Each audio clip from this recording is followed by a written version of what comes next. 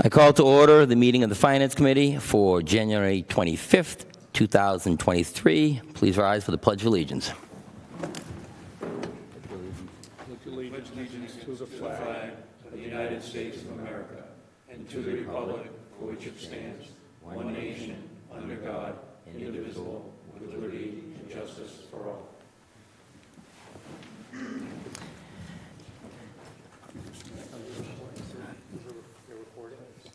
Yes, this meeting is being recorded by SMAC, broadcast by SMAC, and recorded for later internet access.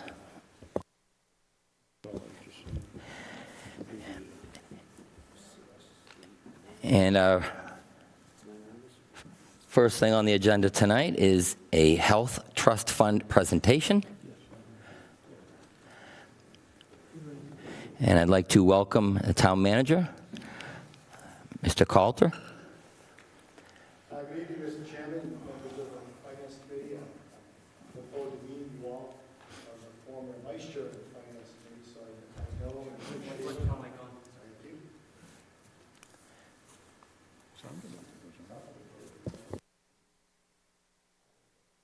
Hear me now? Hello, testing. All right, good evening, members of the Finance Committee, and through you, Mr. Chairman. I want to start off by thanking you for the work you do as a former member and Vice Chairman of a Finance Committee. I know the work you do. I appreciate and respect the work you do. And I look forward to meeting each and every one of you and working closely with you as we work on some of the very difficult challenges facing the town of Stoughton. I want you to know, heading into this, that I did not take this position with my eyes closed. I did all my research. I'm fully aware of the challenges that we face.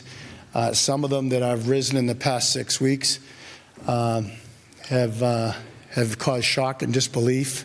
But I do believe that all of these challenges are fixable. Policies will be put in place to make sure we don't get back in this place. And now you may be wondering what I'm talking about. Tonight we're going to talk about the Healthcare Trust. And I'll start it off with the way I started off when I asked for a joint meeting of members of the FinCom, School Committee, and Board of Selectmen.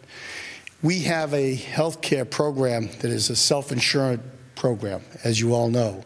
We have a trust fund that several years ago had $8 million in it. Over the past years, when the amount of claims and the value of claims became very unpredictable. Some years lower than expected, some years through the roof. The rates stayed pretty stable. The premiums weren't increased the way it was recommended by our consultant, Gallagher. So the bottom line is, by July 1st, our healthcare trust will be close to insolvency. I hate to say that to you. I hate to say that to the people in the public. It was a perfect storm, which Chris is going to describe. It was through nobody's fault. I don't think it's wise to try and place blame or cause anybody discomfort. I think it's important that the schools, the town, the FinCom, and the citizens of the town of Stoughton understand how we got here. That's what Chris is going to talk about. And the last thing we'll talk about is the solution. We have a solution. And it's a solution that'll get us back into solvency immediately. We're going to talk to you the week after next, whenever you put us on the agenda, to talk about sewer and water and the condition that's in. It's been subsidized for several years. We're going to fix it this year. So there'll be a vote next week by the Board of Selectmen to fix health care. There'll be a vote the following week to fix water and sewer. There'll be a vote the following week on the landfill solar farm. And there'll be a vote the following week on the transfer station. All of them in great difficulty. All of them with serious problems. All of them with an opportunity before us to fix them. Together, we can fix them. And as we bring these things forward to you, I'm going to apologize over and over again that I'm new and I'm the bearer of bad news. But I've been a turnaround guy my entire career. That's why they hired me.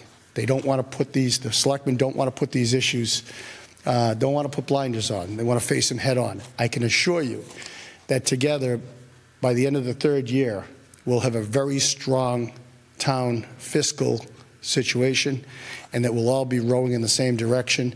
but we got some tough sledding to do before then. And I guess I've got the misfortune of having to break the bad news to you and to the community. So with that, Chris is going to bring you through this presentation of how we got to this point. It's an excellent presentation. It's done in layman terms. You should have seen his first one. I didn't understand it. And so I got him to break it down to my 6th grade level. And now you'll understand it. The public will understand it. And then I'm going to finish up talking about how we're going to fix it. We'll never come to you with a problem that we don't have a solution for. But we'll need your collaboration, your support, your understanding for us to implement it. So with that, I'm going to turn it over to Chris. Please introduce yourself, Chris, and then start the presentation. Yeah, thanks, Sam. Good evening, everyone. Thank you, Mr. Chairman. Yep. And thanks for having me tonight. So, my name is Chris Nunnally. I'm an Area Vice President with Arthur J. Gallagher. We consult for about 200 municipalities throughout the state. So this is the bulk of what we do as a company in Massachusetts. So just to quickly level set kind of where we're at and who we are. So as Tom mentioned during what he spoke about, we are a self-funded trust. So what does that mean? So what it means is regardless of claim volatility, no matter what happens, we're responsible for the cost out of our own bank account, right? So on the bottom picture there, what you see is a provider on the left side, an employer on the right side, and a third-party administrator in the middle, right? So our own claims go against our trust, right? All of our bills get paid by our trust. So in all reality, we are the insurance carrier, and we simply pay HPI, Health Plans Inc., our TPA, to process claims and do customer service. Does that make sense, everybody, before we continue? That's the most important part of this. All right. So what you're seeing here in front of you is going back to fiscal 19, what our trust fund balance was compared to what the AJG guidance was, so Arthur J. Gallagher's guidance. So in the blue, in fiscal year 19, we had right about $8 million in total trust fund balance, right? As you could see, that number slowly but surely, sadly, continued to go down through the last 5-6 years or so, right, to where we are today. So what you're seeing in front of you here is in fiscal year 19, almost $8 million. Come fiscal 20, about $7.3 million. Fiscal 21, $6.5 million. Fiscal 22, $6.2 million. As of November 30th of 2022, we are down to $2.9 million, so right below $3 million. What we've done is project out through the end of the year. What we found is by the end of this fiscal year, we'll be left with about $740,000. To put that in perspective, our monthly claims are about 6 times that, right? So that's not a good position to be in, right? So anyone in my position is going to tell you you need to have at least 3 times your claims in your trust fund at any given time, just in case there's run out. For example, if you needed to go to the GIC, whatever the case might be, you're going to need to have a pot of money sitting in your trust fund simply to pay your run-out claims. Does that make sense, everybody? So claims come in, they get processed. It's about a three-month lag on those claims, right? So if you left your self-insured plan July 1st, you would still need about $3 million in your trust just to leave this behind, right? So at the end of this fiscal year, we will be, for all intent and purposes, insolvent. Does that make sense, everybody, before we continue? Okay.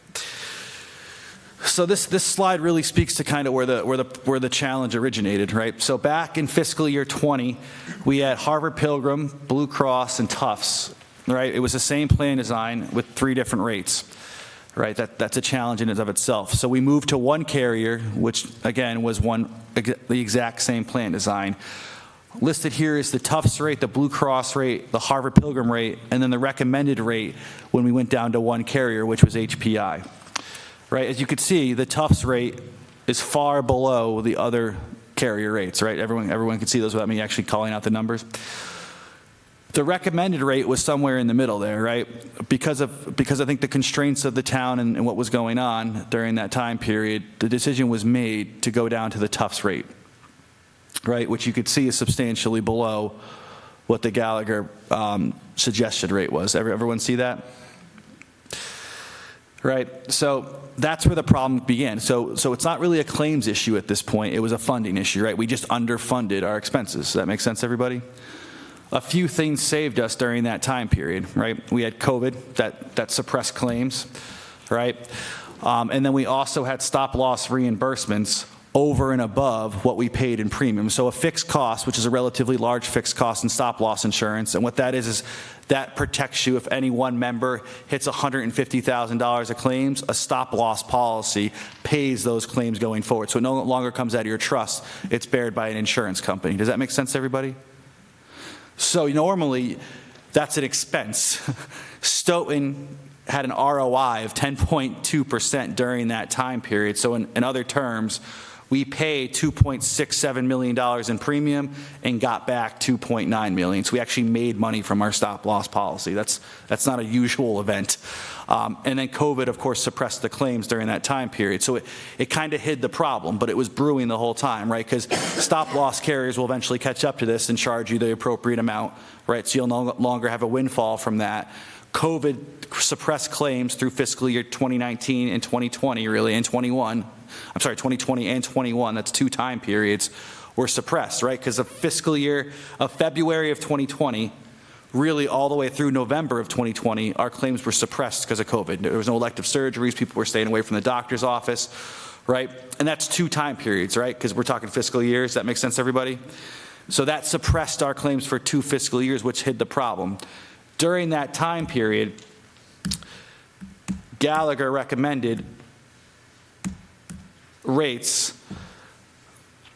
I'm sorry about that. So during that time period, Gallagher recommended rates of the following.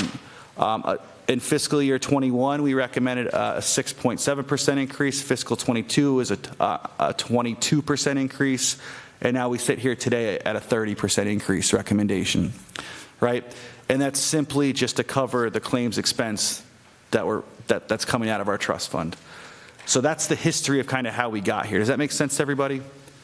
So going back to this slide here, it was not simply, it's not a claims issue, believe it or not. This particular year, it has now turned into a claims issue. So on this page here, you're seeing in fiscal year 22, we ended the year actually up $269,000. Stop loss had a lot to do with that. We got, again, more reimbursements than we paid out in premium, right? And now what you're seeing on the bottom is fiscal year 23. As of November, we were at a $2.3 million deficit, right? That deficit will continue to grow. What I want you to know, I'm sorry, that's through December, so that's 6 months of claims you're seeing. In fiscal year 22, we had $13 million of expenses. Everyone see that on the top box? The total net expenses? In the middle there? Let me hover over it right here. Yep. So about $13 million. Everyone see that? Already through December, we've had $9.4 million in claims activity and expenses. So if you think about that, we're going from 13 million to 18 million overnight in 1 year. So when Tom said a perfect storm, that's exactly what this is. So what we did is historically we've underfunded rates by double digits. That has caught up to us. We did not build up our trust fund in the good years when we were having relatively good years, and that's what you want to do with a self-insured trust. So when you have years like this, it's not a shock to the system, right? Unfortunately, we did not build up the trust appropriately during the good years. So when we had the shock to the system, we're not able to weather that. Does that make sense to everybody? And that's where we find ourselves today. So that's the problem in and of itself. That's kind of how we got here. Does that make sense to everybody before we continue? It does for the most part, but I just don't understand where that bulk of that claim comes from all of a sudden. Pretty much, going about it, and then there's this huge increase. Did everyone decide to go to the doctors, or what transpired there? 2 things, really. So number one, this graph here, really quick, and I'll go through this exact graph now because the lines are tough to tell.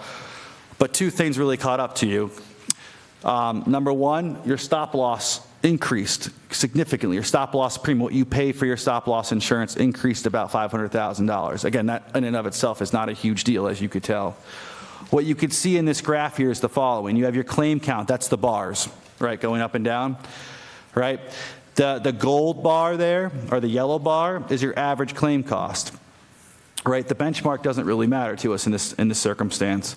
But what you can see is not only your utilization has stayed pretty flat, right? But what you can see is your average claim cost has gone up significantly, right? So 2 things have happened, which is what's driving our most of our claims. Our utilization has gone up, and our average claim cost has gone up, all in the same year, right? And that's what's driving the majority of our problems this year. Does that make sense to everybody? So the count and the cost. Okay. I think it's just that average claim cost spiked in that 1 month. It doesn't seem to be dramatically increasing, right? If you look, though, that golden bar is higher, right, throughout basically this entire time period than it was previously, right? So if you look starting in July of 2022, right, our first month, I have it in the box here, you could see the average cost is higher, except for this little spike here. That was a heart transplant right there, by the way, that drove most of that. But what you could see is this this golden line here is lower than where we are today, right? So when you have higher utilization or equal utilization and your average claim cost goes up by 10%, that's what drives the bulk of your claims at that point. So normally what I would say is, oh, this must be driven by large loss claimants, right? That's what you hope for, because then stop loss saves you. But when you have a high utilization and a high average claim count, that's what Tom is speaking to, this perfect storm. It's you underfunded the rates the last 4 years. We now have a high utilizing system this year and a high average cost of insurance. And that's what's driving the majority of our costs this year.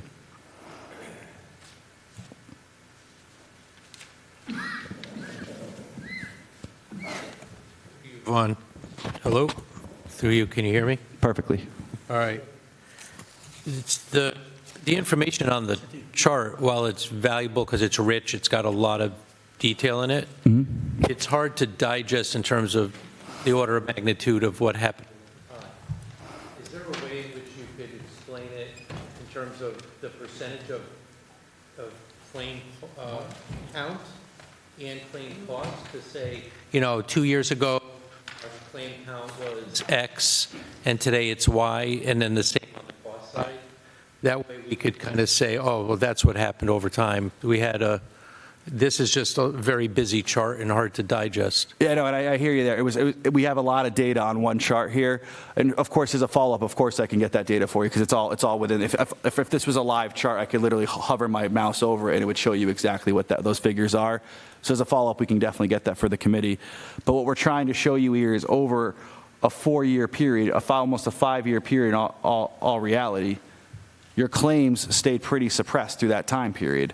And now what we're seeing today is elective surgeries are back in play. Utilization has gone up higher than it had before COVID. And again, your average has gone up. So we're trying to show you kind of the trend here, not specific numbers. But of course, as a follow-up, I can get you the exact monthly, Through you, Vaughn. Just another curiosity I had as you were opening the presentation. You mentioned you were representing 200 municipalities. How many municipalities in the Commonwealth are using self-insured versus, I guess, the state option?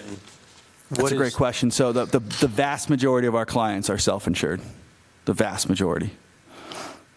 So there's about, no town has joined the GIC in the last 5 years. Before then, there was some movement into the GIC. Maya is considered a self-insured trust where several communities lie. We also run several regional self-insured trust groups, and again, all of those groups are self-insured. So the vast majority of towns, especially in this area, are self-insured. Does the alternative to that create guardrails against this problem, or is it pretty much we'd have headed into this catastrophe either way? Yeah, of course. So what would have happened so let's just think if you're fully insured, right? The problem likely would have been exacerbated. The only difference would have been is you would have been having to pay, instead of our recommended rates, the carrier would have said, here's the rates you're paying, and you would have had to pay those rates through those time periods. So after this year, you still would have seen a substantial increase, but it would have been in the likes of 10%, right? Because you've already would have had your rates where they're supposed to be prior. Does that make sense to you? So what I will say, in a fully insured kind of setup, I think it would have made your finances much worse, right? You would have gradually gotten to this point, but plus whatever fat you're paying to the insurance carriers. But sadly, because we just underfunded the rate, we just weren't set up to take this kind of shock. Going back up here, again, if you run a self-insured trust appropriately, right, which again is in this gray box right here, had we gone with our recommendations, which is the carrier it wouldn't have been a recommendation from carrier. They would have just charged you the premium. Today, you would have been sitting at the end of this fiscal year with about $3.4 million instead of almost out of money in your trust. Does that make sense to everybody? Mr. Coulter, did you have something you wanted to add to this? Yes, Mr. Chairman, thank you. Just to add to Chris's point, the third part of the perfect storm was our plan design. Stoughton, a blue-collar community, has got one of the Cadillac programs of any of the 351 cities and towns in the Commonwealth of Massachusetts. We're going to deal with that at the end of this presentation, how we plan to adjust that and fix that under the statute 32B. But the third part of that storm is underfunded, increased claims, and with a plan design that is among the probably, correct me if I'm wrong, 5% best plans in the Commonwealth, and richest plans. It's probably one of the richest. It is among the richest, if not the richest plan that we represent. Could you clarify what you mean by richest plan? Yeah, that's a good question. So it's copays and deductibles. So there's no deductibles on the plan. They're rather low copays. Most of our towns in this area, especially, and throughout the entire state, in all reality, have deductibles. Have higher copays. I think our highest copay is $15 for a primary carrier is $15. I think a specialist is $20. So it's a really rich plan design, which is great for your members, but it doesn't help control utilization, right? Because if it's very cheap to go see a doctor, folks are going to see the doctor quite a bit. Does that make sense to everybody?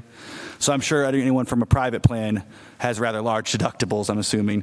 For example, I have a $2,000 deductible, for family $4,000 deductible. I'm not saying that that's the direction we need to go in, but how our plan is set up, there's no barrier to entry, right? You can go see a doctor as much as you want. It's really not going to affect your pocketbook. Jess, you have a question? Yeah, one quick thing. Thank you. Can you hear me okay? Perfectly. Is working okay? Just if I understood you correctly earlier in the presentation, we wouldn't want to fall below $3 million at any time.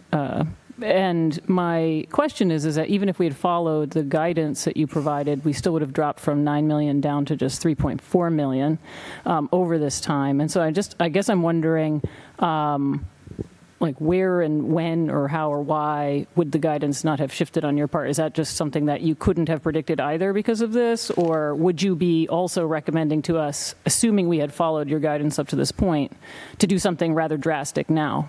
No, because in all reality, so if we take a look at in all reality, had we listened to Gallagher's guidance, right, we would have already been at the point, we would have already had a 20% increase, not a 20, it would have been a 6%, a 6%, a 6%, right? So instead we did a 0% in year 2, right? We did a 2% in year 3, and a 2% in year 4, and now today we're having to talk about a 30% increase.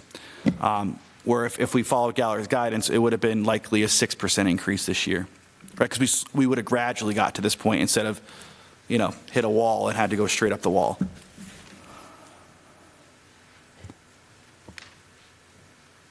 Any other questions or comments on this?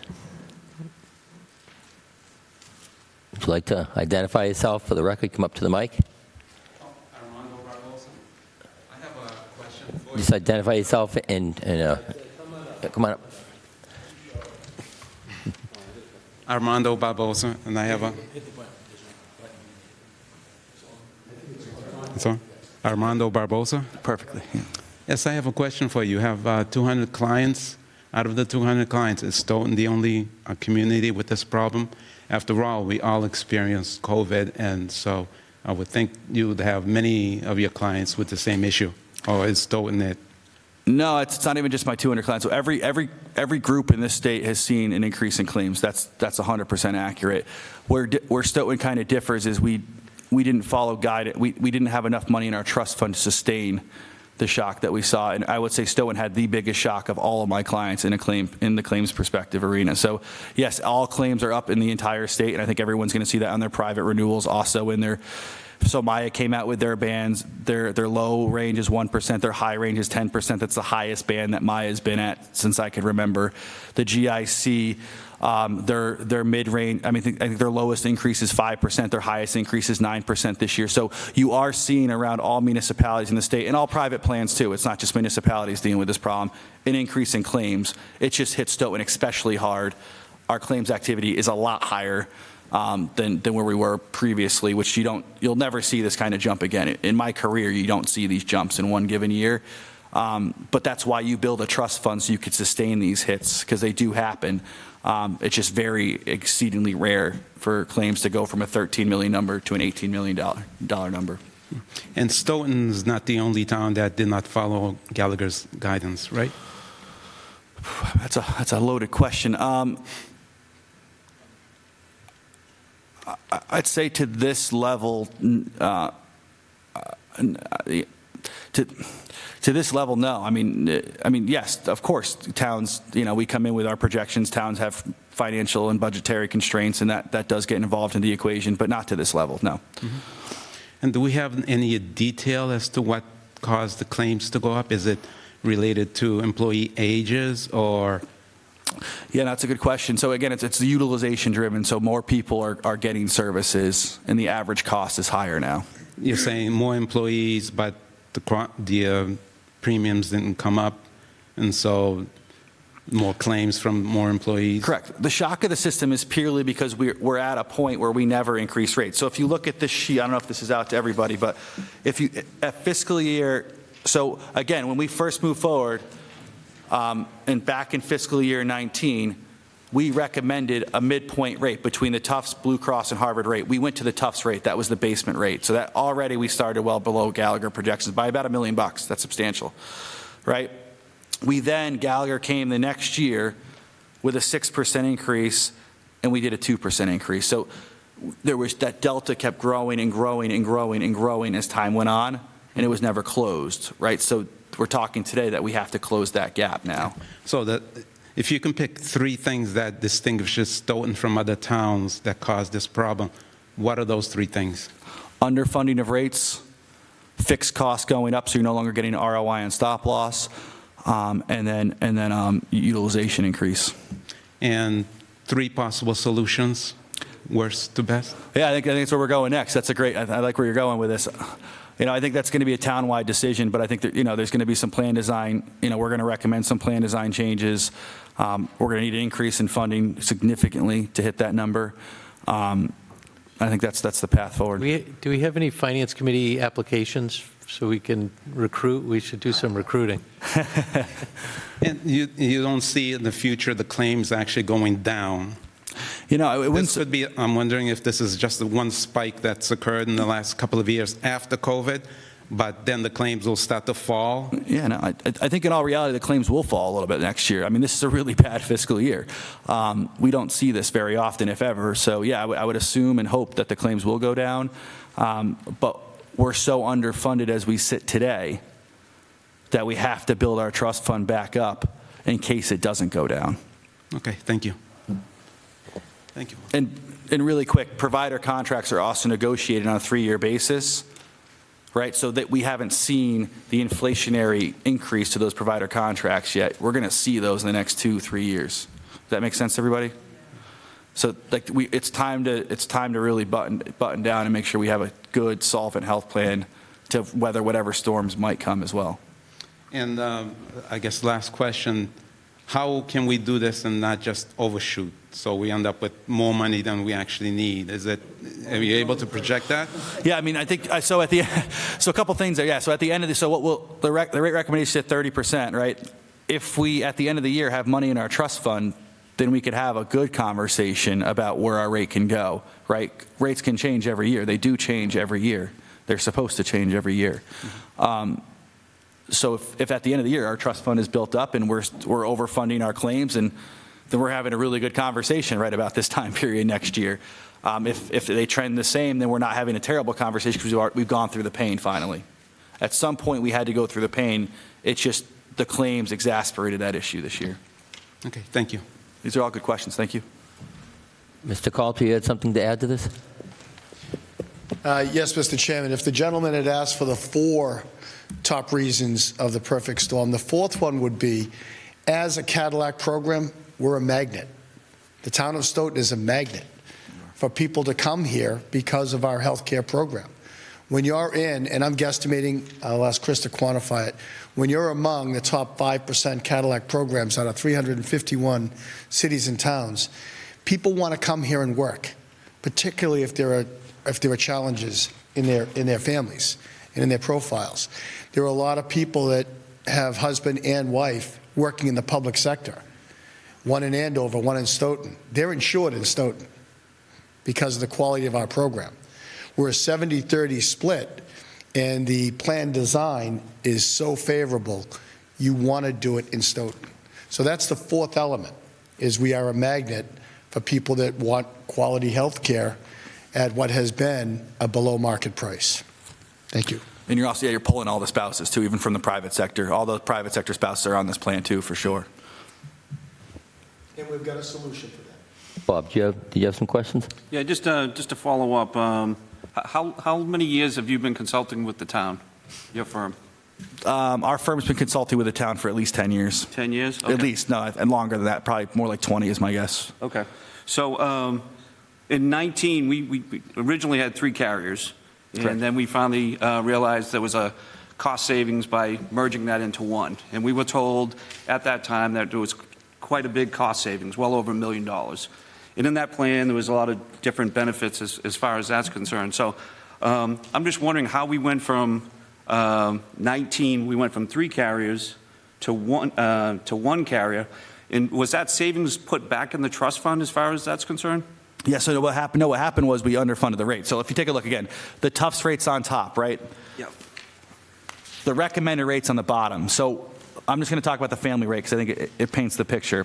The Tufts rate was $2,077.46. About half our plan was enrolled into the Tufts plan back then. Okay. The other half our members were enrolled in the Blue Cross and Harvard plan, right? So those people claims didn't go away, right? They just simply went into a plan in which we underfunded. So our recommended rate was $2,222 back then, right? The Tufts rate was $2,077. So over half of our membership and Stoughton would have saved substantial funds on over half our membership. About $1 million is what we projected out back then, right? But what we did is we lowered the rate to the Tufts rate below the recommended rates. Okay. So what we did is immediately underfunded those rates that given year. And we never fixed it from there. Never fixed it from there. Right, because after that year, I have it right here, we did a 0% in fiscal year 20. Right, we did a 2% in 2021, a 2% in 2022, and then a 2.5% in 2023. By 2022, we were already in double-digit recommendations. Yeah. Yeah, we sat in those meetings and in the recommendation as far as that's concerned. As far as the stopgap is concerned, has that always been at $150,000? The stop-loss insurance, yeah, it has not changed since fiscal year 19. Yeah. Okay, and the cost for it? Has substantially gone up because, again... Say substantially, what are we talking? 100% probably over that period. Okay. Because, again, remember, you paid in...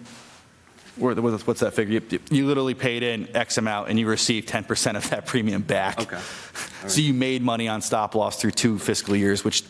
That's also an anomaly. Okay, and so of the 931, this is just pretty much the people that are not on the retiree plan for perspective, correct? Correct. Yep. So the Medicare plan is off to itself. Yep. That's not self-insured. Okay. Beautiful.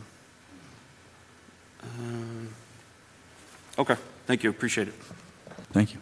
I would like to follow up with that and just kind of clarify this. Previous speaker mentioned about switching over to the single plan. And you're saying that when we switched over, the $1 million savings that we were supposed to get, we never got because we reduced the rates in order to not get the savings? No, you realized too much savings. So the savings was by rate, because our recommended rate, as you could see, was $832 and $2,200, right? Yep. Which is far below the Blue Cross and Harvard Pilgrim rate and slightly above the Tufts rate. So if you had moved down to those anticipated rates, you would have saved over $1 million. You save more than $1 million because you lowered your rate so much. And remember, Stoughton contributes 70% of the rate, right? So when we did our analysis, if Stoughton did 70% of the projected rate, you would have saved $1 million. You went to the Tufts rate, so you saved about $1.5 million. Does that make sense to you before we We continue? were charging the Tufts rate, and your recommendation was to charge the recommended rate 22.22. Correct. Okay. Does that make sense to why that delta immediately happened there? And you could see it right on the graph, too, the difference. Yeah, but the other question I had was, what were the recommended increases each of the last few years? Yeah, so last year was a 20% increase. The year before that, it was 16. And what was before that? 6.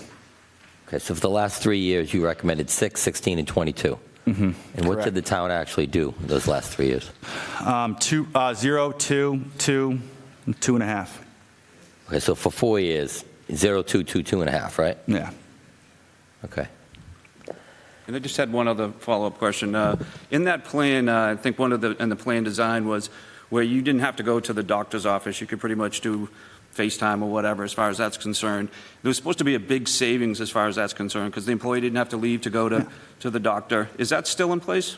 Absolutely. So when you say big savings, though, so for example, let's just say you spend $50,000 on that program. Your ROI is 3 to 1 usually in those programs. So you save about $150,000 to $50,000. So we call that like the low-hanging fruit, right? Because like that gets away from like your easy hospital visits, you know, your urgent care visits. So you save like $200 every time someone uses telemedicine. Yeah. So there's some savings involved there, but when we're talking about a $13 million trust, $150,000 just seems relatively small. Right. One of the other things they talked about, too, was educating the members as far as that's concerned. I'm not sure if that ever took place as far as, you save, we save. I know there was something in place that was supposed to happen. I'm just not sure if it ever did. Yeah, so right before COVID, actually, and we had to cancel the last meeting, we did a road show to all the schools, went through all the benefits that were available to everyone to help control cost, increase access to care, all good conversations. So that happened directly after COVID, and obviously face-to-face died off, pretty quickly there on after. Mr. Coulter? But once again, when the plan design is so rich, there's no deterrent to not going to the emergency room for almost anything. And that's the situation we're in. Just for the committee's information, we're having a healthcare fair at the school on May 5th. That's a half day for the teachers, so they'll be coming in at half day. We're going to have a comprehensive program on where we are at that stage of this process, whether we go to the GIC or not. And we'll also be letting them know what the increases are going to be and how they can start managing their own costs. Because they're going to get a real bite, and they're going to be interested in how they can manage that cost. We're going to get to that more on the last chart, which is going to talk about the plan for not only stabilizing the fund, but bringing the town's costs down. When we should get to that any minute. Dave? Dave, you had a question? I do, if that's okay. That's fine. Through you, as a self-insured town, is there an individual or group that actually looks at the claim to see whether or not it's accurate? Or do we just automatically pay every claim as it comes in? Yeah, so I mean, you count on, so Health Plans, Inc. does audit their claims. They do audit a certain percentage of their claims, but the administrator is the one who's responsible to adjudicate the claims per their contract. And who is that? Who is that? Who is Health that? Plans, Inc. So it's a third-party administrator owned by Harvard Pilgrim. Health Plans, Inc. Elliot, did you have a question? I just need a little bit of clarification here.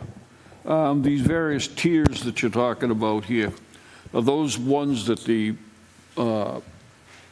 town gives them the option, or just elaborate a little bit on this tier one, different co-pays and so on and so forth? Take a look at what you're... I think he's jumped ahead in your presentation. Flew right ahead. All right, let's do it. Yeah, so if it's okay, can we get to that question? Is it okay with you? We mind if we get to that question? Because we're going to get to there, I promise. Okay, so you're going to hold that question until we get there? Is that the plan, Elliot? Oh, he'll answer it when he gets there. Okay. I mean, I can answer it now. So tier one is it's simply based on the kind of hospital you go to. So if you go to an expensive hospital, it's tier 3. If you go to a lower costing provider, it's a tier 1. It simply tiers out the level of provider based on cost, and it associates the copay directly to the cost of the provider you're seeing. What you're seeing in the blue is not the recommended path forward per se. It's showing you the GIC benchmark, which is the most enrolled plan within the GIC. Did that answer your question? All right, I'll take pretty much. Do you have a question, Adam? Yeah, so just a question about, I guess, how the decision gets made. So, we decided to go 0% to 2.5, where your recommendations were a lot higher. So first, I guess, who makes the final decision to charge those rates or to increase the rates by that much? And then, what the logic was behind there. What was it truly, maybe based on the town manager's suggestion there, was it for recruiting? Did that allow us to get better personnel, because the health insurance was so low compared to other towns?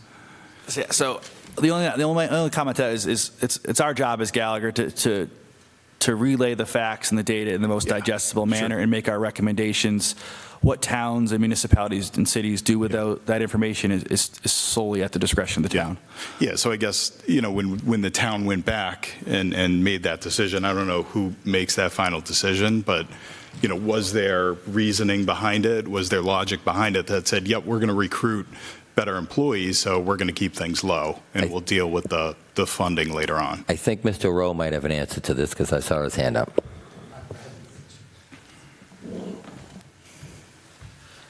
Thank you, Mr. Chairman. Bill Rowe, Town Accountant. Yeah, it's a very simple answer, money. So for those of you who are unfamiliar how the trust works, the trust pays all the claims and the administrative costs.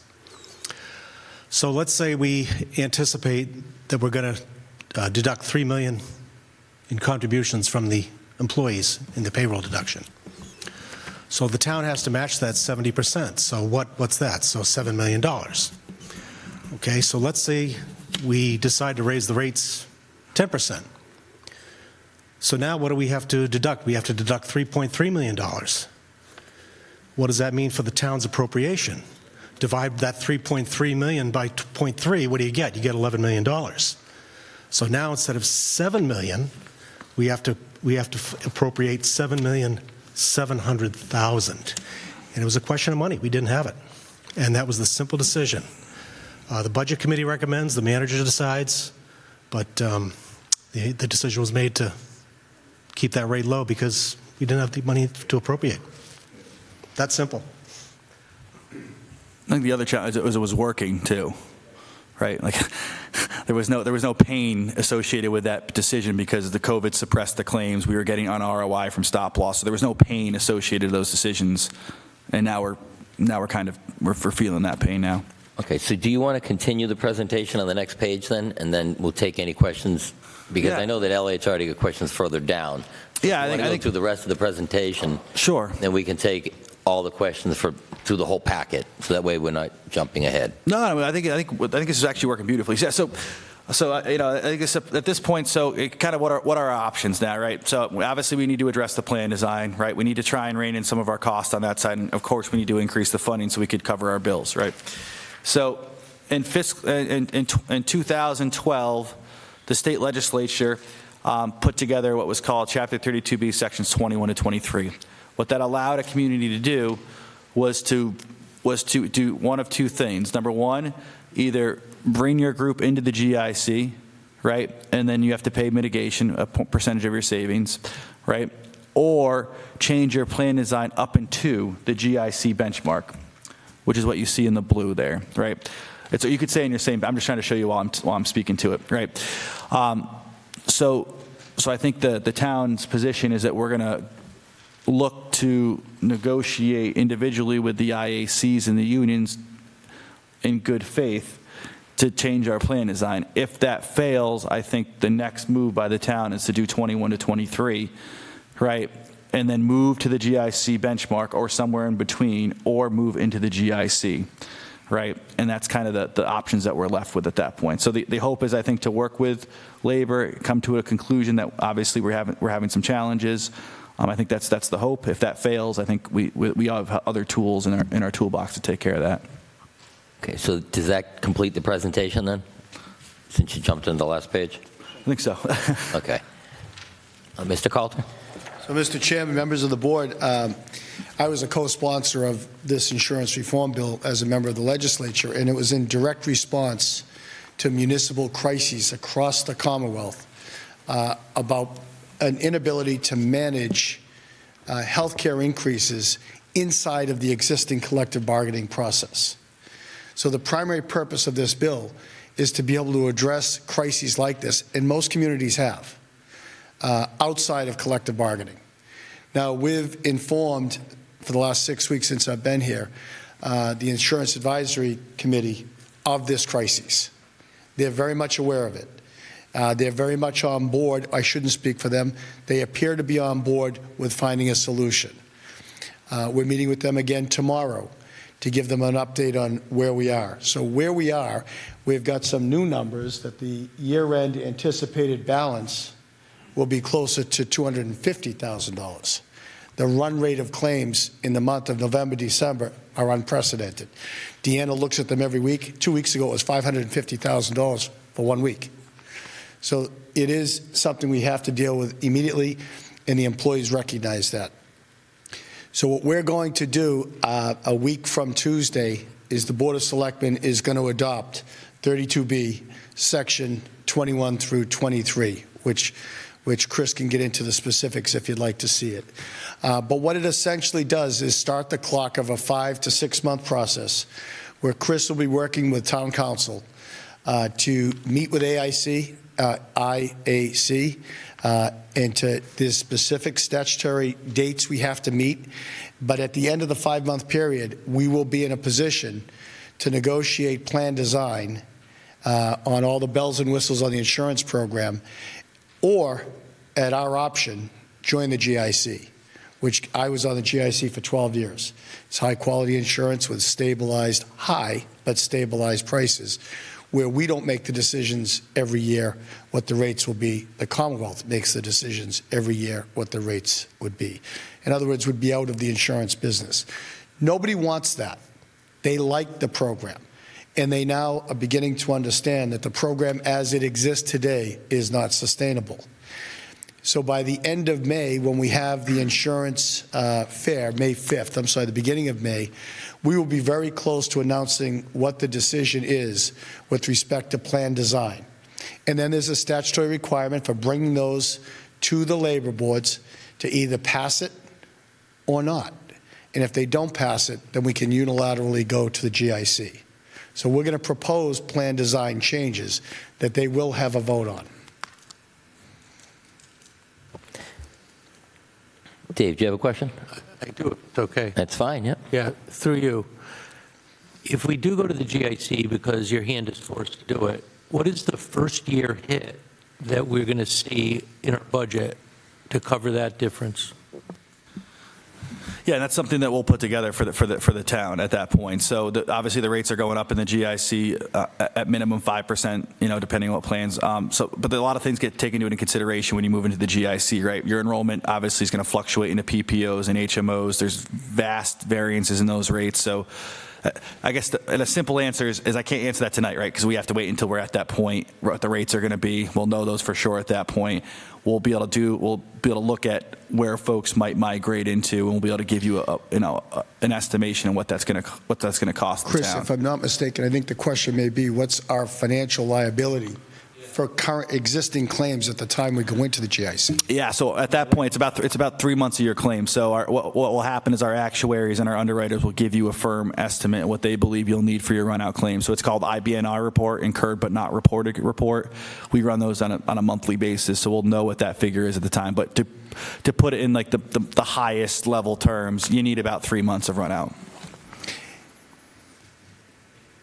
At the same time that we're going to explain to our employees, who are very important to us, through the IAC, what this 5 month process is that we'll be going through. It's very strict in terms of dates we have to meet, communications we have to make. At the very same time, we're creating, I'm almost done with it, an employee insurance opt-out program. Forget about the specifics for a minute, but it's going to be a program that allows employees to opt out of our program, not a requirement. That would have to be impact bargained. An option that they can buy out of the program, and we'll share the savings over those 3 years. By way of example, let's say a family plan cost us $20,000 a year. We're creating a program, which, by the way, in response to the last question, I will bring to the Board of Selectmen and to the FinCom to get input on. If we have problems and we have to make a decision on the rate in the future, I'll go to the Board of Selectmen and the FinCom to get input on. So there's no surprises. We're doing it collaboratively. This opt-out program will allow employees who may be in the family plan, husband, wife, 5 children, 3 children, 2 children, the opportunity to be paid for 3 years. Let's say the number is $5,000 a year. They opt out, they get a $5,000 bonus every year for 3 years. And we would keep those savings. If it's an individual, it may be $2,500. The net to the town, as you can tell from the math, is $15,000 a year. And enrollment participation will decrease. It'll cause members to shop around for the best program, whether it be their spouses, their own.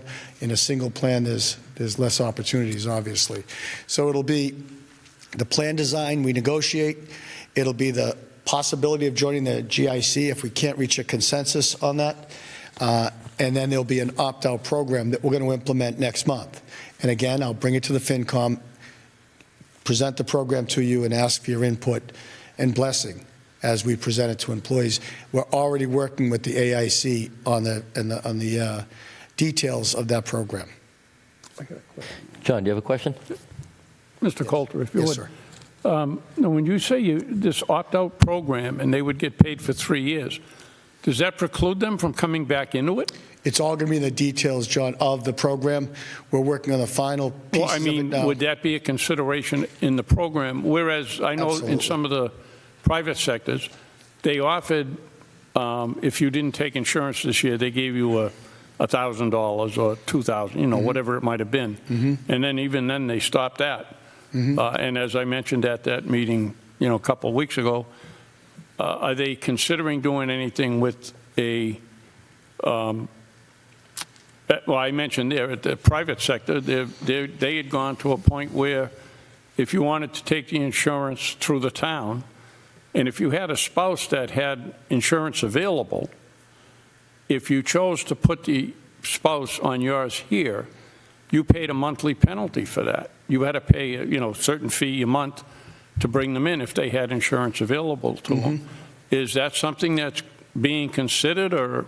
Chris, we mentioned something like that. I think we were told by council there was a problem with the statute on that. Yeah, so you never can preclude, you can't stop an employee from coming back on your plan, right? So in that given year, you can, right? So if you decide to opt out in that given year and you get the stipend or whatever the case might be, then of course you can't come on the plan that year. But at your open enrollment, the town cannot tell a member that they can't come back on. That's anti-selection. It's just not legal. So so like after the 3-year period, you really can't stop them from coming back on the plan at that point. But would they have to stay out for the 3 years? So they wouldn't get the Or is it stipend every year? They wouldn't get the stipend if they came back on our plan. There's 1 week or 2 that's enrollment, and they wouldn't get the stipend until they declared whether they were in or out for that full year. The details of the plan are being developed and reviewed by council. I'm going to bring it before this finance committee. As a former member of FinCom, I can tell you, I know the value you add. I would never, as a town manager, make a final decision of such strategic and financial consequence without getting your input. So you're going to get a presentation on the details of the plan, and I'll pass it out in advance so you can analyze it. So there's the incentive of the opt-out. There's the promise of GIC if it doesn't work out, and there's the opportunity with the IAC to work collaboratively toward plan design so we can cap our liability and begin to drive costs down. Right now, it's like there's no incentive for them to take advantage of any of the cost savings measures. They'll be the first to tell you that. Right. Thank you. Thank you. Thank you. Do we have any other questions or comments on this?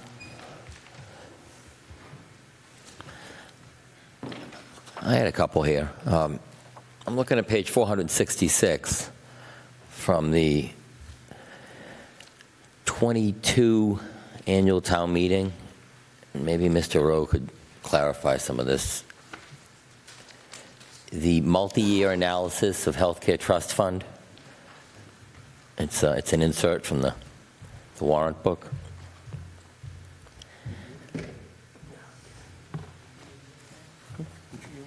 It's 22. FY22. Yeah, it's in the warrant from last year, page 466.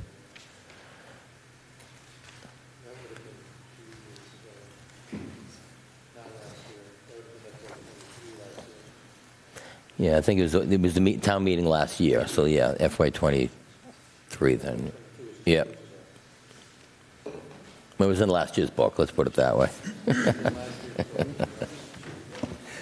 I didn't bring the whole book, I just brought it.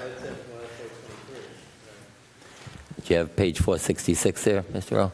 I think I have the insert. It says multi-year analysis of healthcare trust fund, fiscal years 2016 to 2022. That's it, yep. Yeah, okay, go ahead. FY 2018 in the top section there.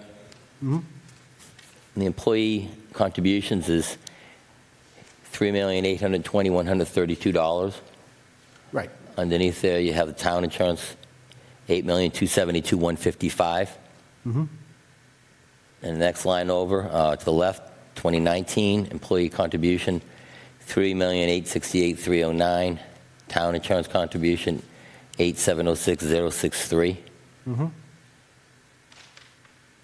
Why is there such a high jump that year on the town insurance? Was there something that got transferred or something? Because if you notice, the employee is about the same. Then look over at the next line over for 2020. The employee contributions is $3,985,058, and then the town is $8,579,860. It's actually down from FY19. The Yeah, I total, don't the know. total between the employee contributions and the town insurance contributions from 19 to 20 actually declined $9,454. Yeah, I don't know off the top of my head. That would require some research. I just happened to see that it seemed like it jumped up there. Yeah. I thought I remember that we did some sort of a transfer somewhere because there was some issue a few years back, and I thought maybe you could clarify that. But I see that the increase essentially from 18 to 21, not including earnings on investments or other miscellaneous revenue, the increase is 3.669%, whereas the expenditures 18 to 21 is 27.85%, which I guess is essentially how we got here. Yeah, so the stop-loss reimbursements are, which would be in the miscellaneous revenues. Those are basically what saved us for those years. I mean, look at... Yeah, that miscellaneous revenue in 2020, that would be a stop-loss, yeah. Yeah, that's the other thing I was going to ask you. What is that $2.4 million that just showed up in there? Is that It the also stop could loss? be rebates, It could too. be pharmacy rebates. Pharmacy- Well, the pharmacy rebates is shown separately. It's basically stop-loss. Okay, so that 8.7 though, I'm not- that Mr. that Chairman, jump up. what fiscal year are you looking at for that? Fiscal 2020, Fiscal year 2020? 2.4 million. Yeah, there's 2.4 million that just kind of hopped in there at miscellaneous revenue. Yeah. Just kind of jumped up because before there it's 600,000, 800,000, and then after that's 1.4. Right, that was a big year, yeah. But then also, like I said, that town insurance contributions noticeably higher that year. And I didn't know if there was something that happened that year that there was a transfer in.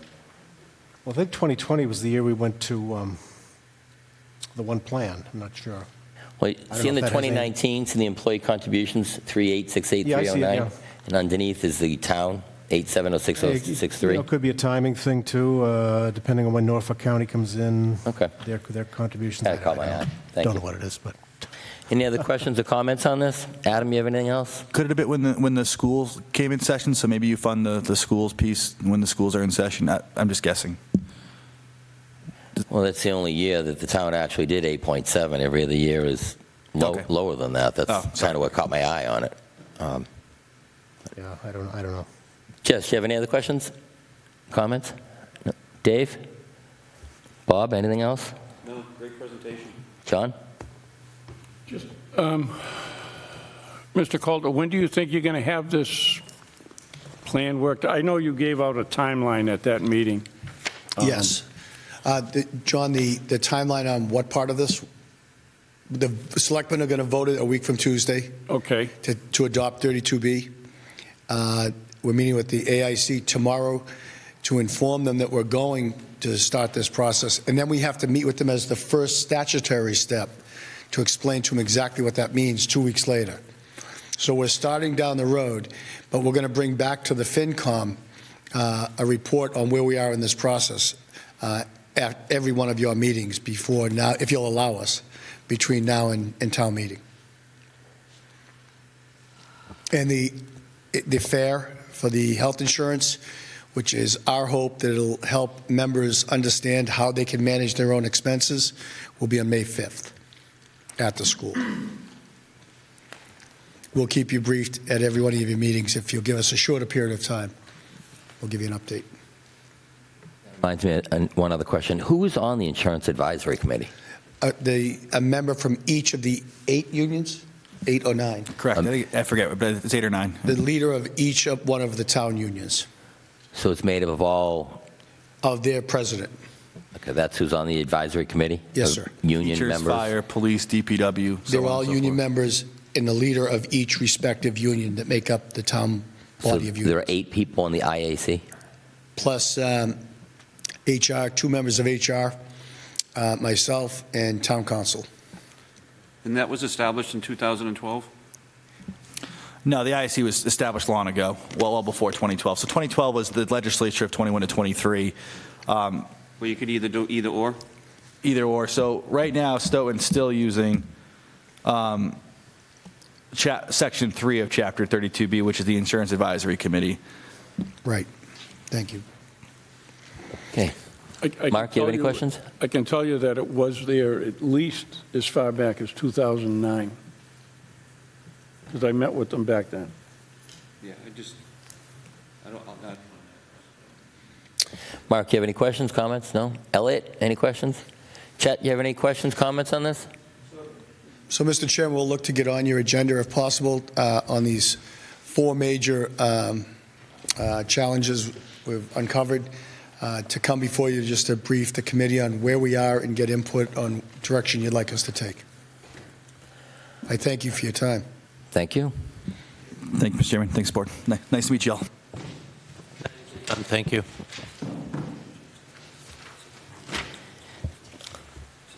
Would you like to identify yourself for the record, Mr. Gito?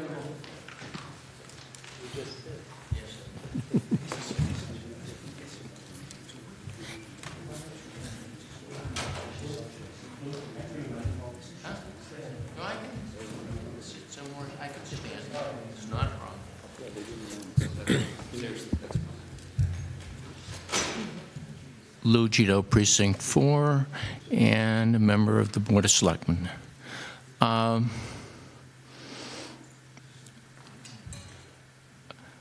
I'd like to just say that I think that this is a beginning of a new day in the relationship between the town manager, the Board of Selectmen, and the Finance Committee. And I think that you've seen a big change from what you've had before. I think in the past, perhaps we had a little bit of problem with the roles that each of us played. The citizens of the town and the town meeting members are the people who actually make the decisions on the budget and make decisions on zoning and all of the other laws and things in the town. The town manager, the town employees, and the Board of Selectmen recommend things to you. And I think we need to realize that and treat one another respectfully on both sides. In the past, I think there's been a lot of criticism back and forth, and you can see where some of that may have come and made some of your comments a little stronger than they might otherwise be if you're partners. We certainly, on our part, were not as good partners as perhaps we should have been. So I guess I really wanted to just say that and thank the town manager for what he's doing. Thank you for listening respectfully. There's one other thing that I would like to just mention. You've heard a number of things that are issues that need to be dealt with. The situation financially is not great. One of the things that hasn't happened for many years is to have a capital plan to deal with the things that are large budget items that need to be dealt with. We've got a school to build. We've got to fix a fire station. We've neglected to consider the maintenance of the things that we have in place. And many of those things really haven't been fully discussed and considered in the discussions that we all have had. The town manager has indicated that you're going to get a capital plan. So I think that the budget issues will be looked at in a more holistic perspective. And there are a lot of decisions that have to be made and a lot of things that, that we have to do collaboratively. So thank you for listening. Good night. Thank you very much, Mr. Gito. John, you have another question for Mr. Coulter? Mr. Coulter. Yes, sir. Pardon me, at the meeting there a couple of weeks ago, it was mentioned about the possibility of a special within the annual. Is that still being looked at? John, we've decided to put the article in question once we can finalize what the number is, and I'll bring it before this committee again, on a regular town meeting warrant article. Okay. So we're not requesting or planning for a special within the annual. But that plan is, well, The plan other than the special, the article will still be Yes, sir. as discussed. Right. Thank you. Any other questions through you, Mr. Chairman? Mark, you have a question? Yes, through you. With one of the things where you said the communication or whatever with the finance committee and all that, I just recently found out about this a couple days ago. If you knew that this was an issue to go before the select board, I don't know what you said, a week, 2 weeks, 3 weeks, how come we didn't get any information then so we could start thinking about it, researching and looking into it ourselves instead of, you know, a couple days before our meeting? Well, I've been here for 6 weeks, and I identified the problem in the first 4 days. We came up with the solution, and we asked members of the school committee, the Board of Selectmen, the FinCom, to meet with us 3 weeks ago, and we made this presentation.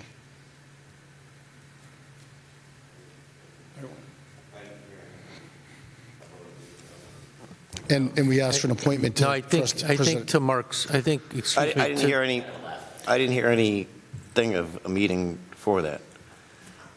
I can't speak to that. You know what I mean? So That was a limited thing, Mark, and Vaughn was going to go. He couldn't make it. He asked me to go, so I went. Other than like Mr. Coulter, I can tell you it was Mr. Coulter, I always call him Bill, but Mr. Rowe. Bill. Tisdale. Sandra Gropey was there from the school committee. Dr. Rabb was there. Stephen Cavey and Mr. Gito were there.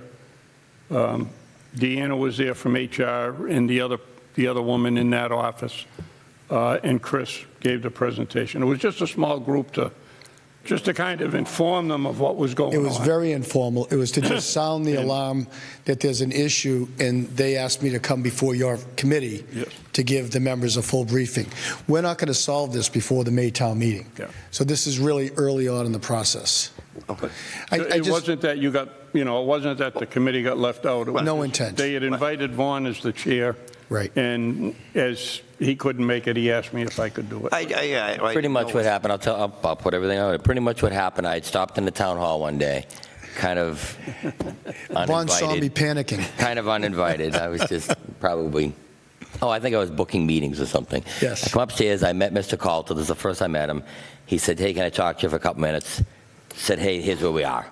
I said, well, you have to do this in front of the committee. I'm not relaying this information. Yes, he did. So he said, great, can we do this? I said, I'll put you on the first agenda. When we get back, get the welcome back to FinCom meeting. So, and here we are, and here we are. So that's kind of how this whole thing got. If you remember, Vaughn, I said, Houston, we have a problem. It was pretty much like that, yeah. And I said, okay, well, I'll get you on the first agenda back. We get back in session. And then they had kind of an impromptu meeting. I think it was on January 10th or 11th. I think it's a 10th, it's on here, like a 1 o'clock meeting or something. There was a handful of people there, I guess. I wasn't there.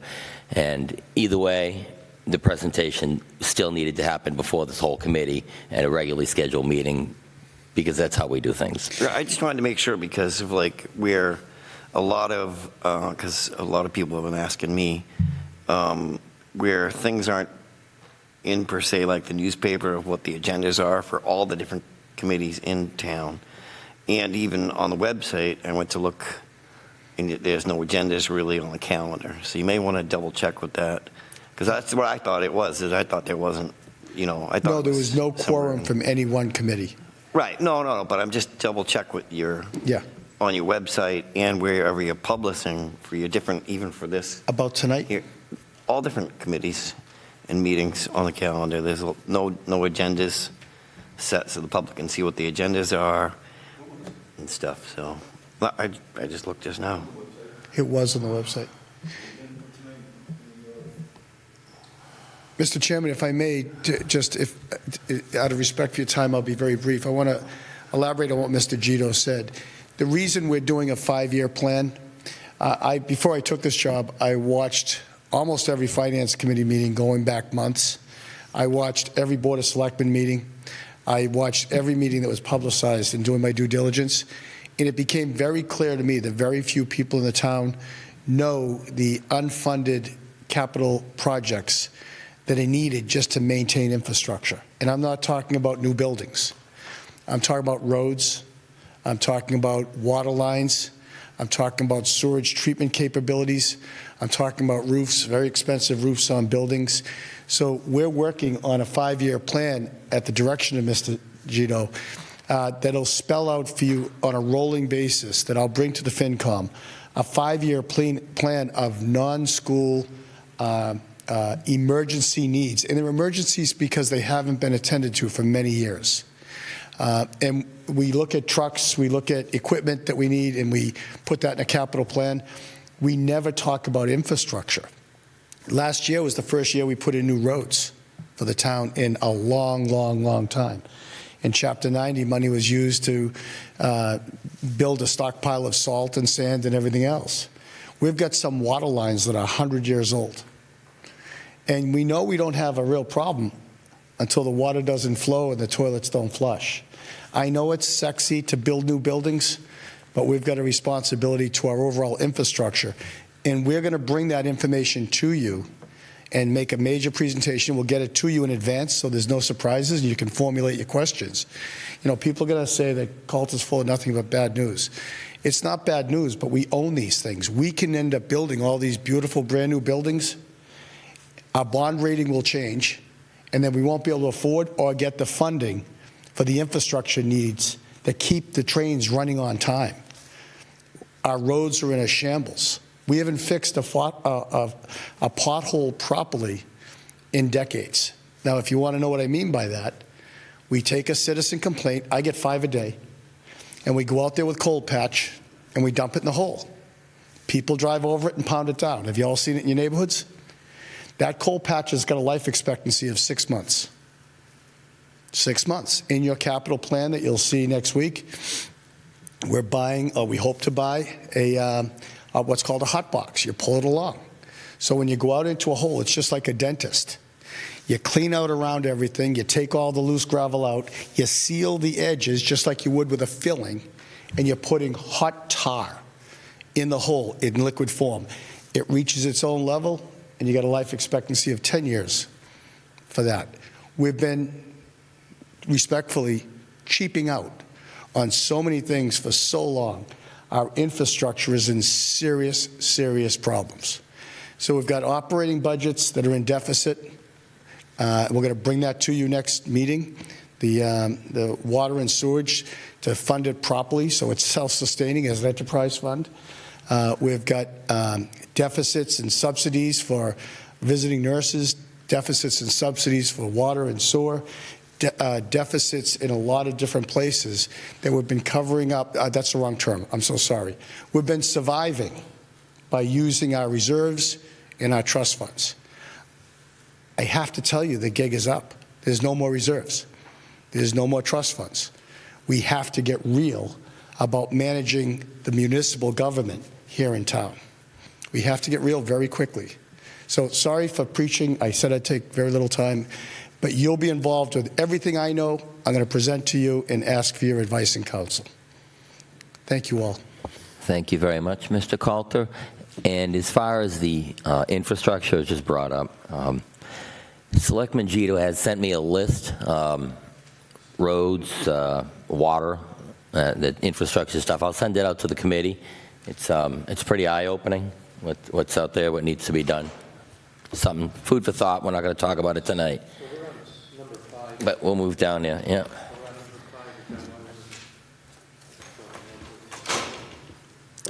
Well, we did item 4. Item 5, review FY24 budget and projected revenues. Well, I just want to make sure I understood the discussion was going. They should be on. You're welcome. Thank you.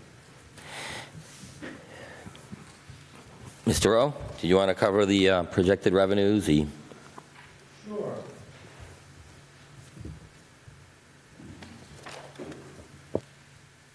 Oh, we gotta find it. I know we got it.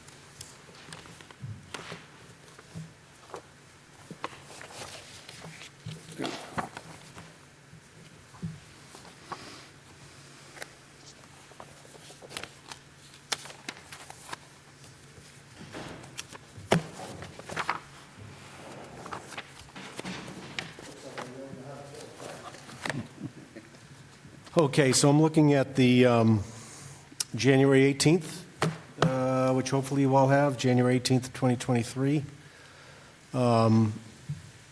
So we can go with the text, you can go to page 2, and we can start with the tax levy. So the property tax levy is, we're allowed to go up 2.5% over the prior year. So that's, so the first line in the last column is 1.025 times the first two rows in the previous column.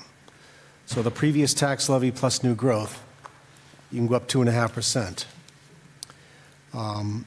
The new growth estimate, we've been doing a 5-year average, and that would be on page 3. Now, we, in fiscal 23, I think we had estimated for the town meeting, I think it was 800,000. The actual new growth came in at 499. So we had a pretty good hole there that we had to fill with other spots in the actual revenues. But we're still going to go with the 5-year average and see how it comes out. So we're using the 840,000, and then the next item in the new growth is the high school debt exclusion, and that's a prorated debt exclusion, and the proration is showed on page 4. Basically, what happens is we don't anticipate spending everything that we have for proceeds. So anything that we don't spend, we have to prorate and, how should I say this, unexclude it from the tax levy. So the high school debt service is over and above the 2.5 levy limit. But if you have surplus funding, you've got to reduce that exclusion going forward each year. So that's basically what happens. You reduce the interest that you charge to the taxpayer by the amount of the surplus proceeds. So in other words, what would the example be? So if, let's say, we borrowed $50 million for a project and we spent $49 million. We have $1 million left over, okay? So 49/50ths of the interest expense would be passed along to the taxpayer as a debt exclusion instead of the 50/50ths. Because why? Because we didn't spend $1 million of that. So that's how that works. So the taxpayers got a little cut on this because the school's coming in under budget? Because the school's coming in under budget. So the taxpayers are getting a little relief because the school's They get a coming in little under- relief each year. Yeah, we prorate. Like I said, if we had $1 million left over, we wouldn't charge the taxpayer 50/50ths of the interest expense. We'd charge them 49/50ths because of the $1 million left over. Well, that's nice. They get a break because the school come in under budget then, huh? Yeah, Dave? just if I can through you. So really, to kind of take off the table everyone's discussion we've been hearing about, well, if there's extra money, we can put that into project X, Y, and Z. But in reality, you can't do that, right? Because it was designed to go for the high school. And if you didn't use it, it comes back to the taxpayer. And at the end of that's kind of what you are saying when you talk about that. Yeah. So if it's the money can be used for another project of the same useful life. If it's a debt excluded project, then that would be debt excluded. If it's a non-excluded project, then that would count. So if that $1 million was used for another debt excluded project, Well, we have another one, a fire station, but how would you not be able to use that, let's say, $1 million in your example towards a fire station? A instead different of- term of borrowing. Borrowing term's different. Fire station's a there's 30-year borrow. fire station's a 65/35, but no, that $1 million could have been used for the fire station, to fund the fire station, sure. Okay, so the town decided to give it back to the taxpayer. For now, That's- yeah. And, Someone made that decision, said, let's give that, let's not try to use that for a project. We're Well, hoping we have like $2.3 million left over after we get our final reimbursement from the MSBA for the high school. right. So I mean, that could be used for the South School. If we decide to build a South School, it could be used for that. Oh, okay. To reduce the borrowing cost. Okay, so there's additional monies that are coming out from the high school project that'll be available for the South School. There's additional money coming Additional from the money MSBA. coming Yeah, back. we're still waiting for our MSBA payment. We anticipate that to be around $2.3 million, so. Okay, and it doesn't matter the term on that Well, note doesn't matter, or In the does? past, Bill, I thought you made the statement that if you borrowed money, it could only be used for a project that was under the same term. The school was correct, done- yes, The yes. school was done for 20 years. School was done for 20 The fire years. station was done for 30. So the statutory limit on a building is 30, so it can be for the same period or longer. So if we had a 30-year project that we authorize, you can use 20-year borrowing for that. You couldn't use a 20-year borrowing to fund a 10-year equipment article, but you could use it to fund a 30-year project. So it has to be for the same period or longer, same statutory borrowing period or longer. Bill, when are Well, you- see, that in or longer was not really mentioned before, so. Okay. Well, now I'm glad we clarified that, now we know. Good thing we did. Now we So know. the interest that's being saved is the part that is being cut from the taxes then? Correct, Okay, yes. Thank yeah. you. All right, let's continue. Can I just, as a follow-up, when Sure. you said 2.3 million, you're expecting that when? We don't know. We still don't have a definite date, so. Okay. According to Joel, they've been taking a year to 2 years to finish up the final audits, so. Okay, so the next item in the tax levy is the fire station, debt exclusion, $672,500. That's your 65% that was voted to be excluded. So the actual tax levy comes to $84,778,357. Next thing is our state aid. So we went up, as you know, when the select board vote prior to the governor coming out with the House 1, which is the budget proposal for fiscal '24. So we would estimated 1% in the gross receipts, just to be conservative. So hopefully that will come in a little higher. We don't know for sure.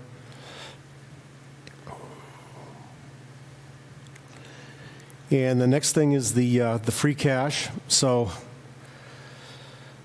I'd like to change the format of this revenue sheet. We've been doing this forever, and I think there's a simpler way of doing it. But What page are you on right now? Where are you, Bill? page 2. Okay, you're back on page 2. Back on page 2. Yep. So the free cash, the certified amount is $5,166,849. If you scroll down, if you look down to the ATM cash articles and the STM articles, in the last section at the bottom, you'll see I think that's 616, 2,616,849 and 250,000. So the reason those numbers are there, FinCom's policy is to only use $2.3 million for the operating budget. Okay. So if you take the $5,166,849 that was certified and you subtract the amount for the articles, you get to the $2.3 million. Everybody see that? Everybody understand that?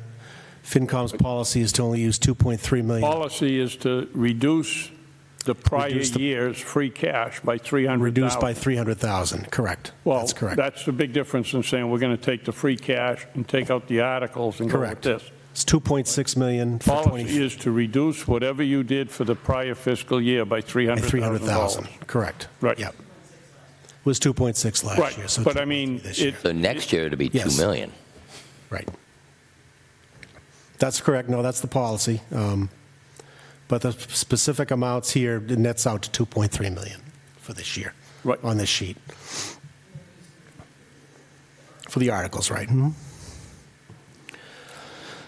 So then the local receipts, we estimated those at 92 to 95% based upon 2022 actuals. And the breakdown of those is on page 6.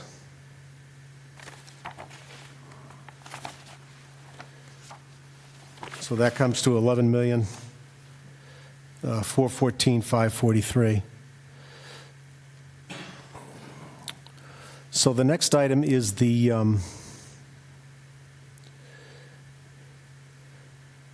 enterprise indirect. So the enterprises incur costs.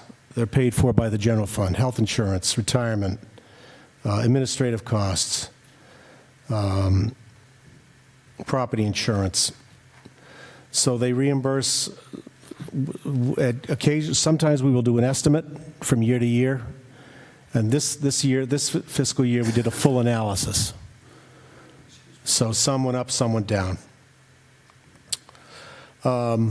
Actually, I guess most went up. Some went up more than others, I should say.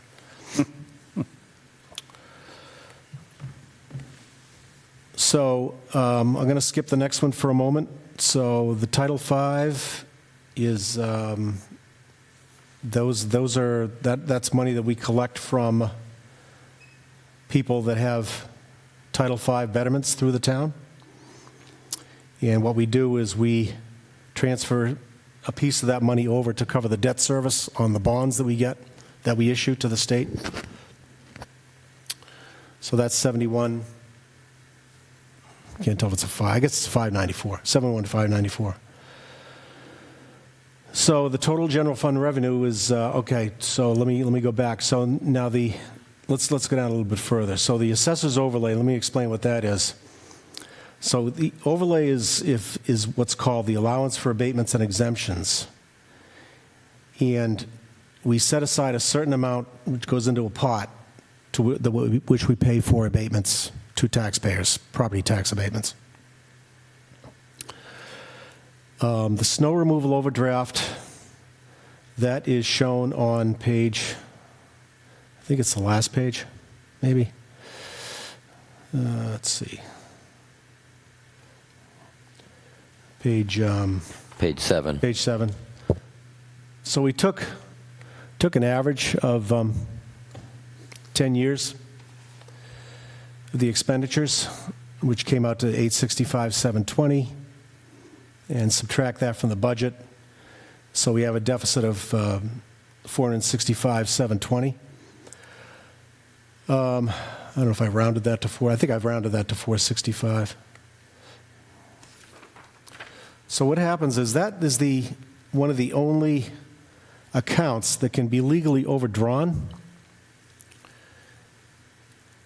So what happens is if the chief administrative officer, who in our case would be the town manager, can authorize that account to be overdrawn. It used to have to come to the FinCom, and then municipal modernization, they changed it to the chief administrative officer. So the chief administrative officer can authorize the overdraft. What the manager will usually do is authorize the overdraft in increments.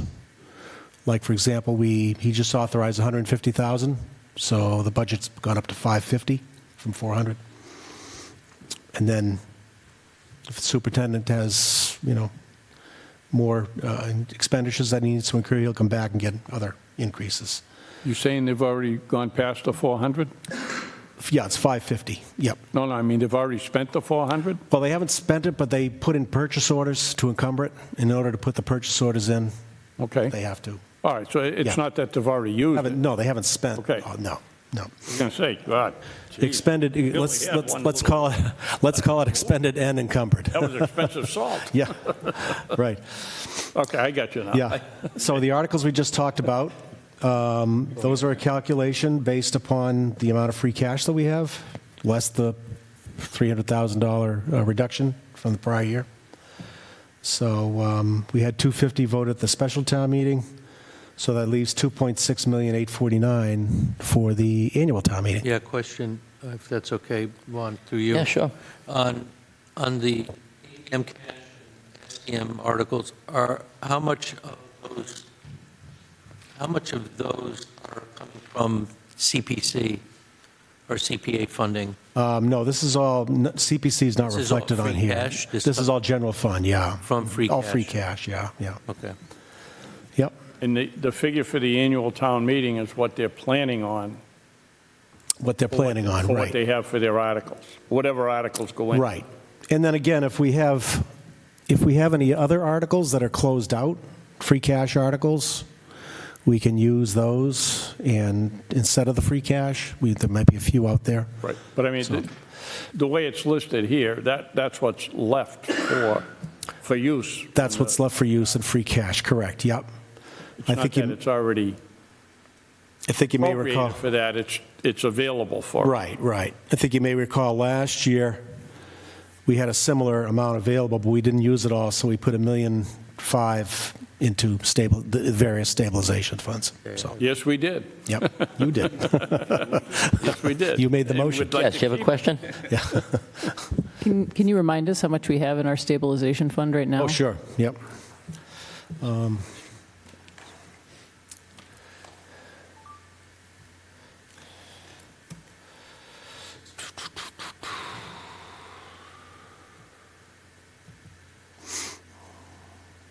You can ask for all. All of them, right? Since the All the three of them. stabilization funds. Just building stabilization's the big one, right? The general. And general is bigger, general. You going to give us all three of them, Bill? or- Yeah, sure. And there's the apparatus, fire apparatus.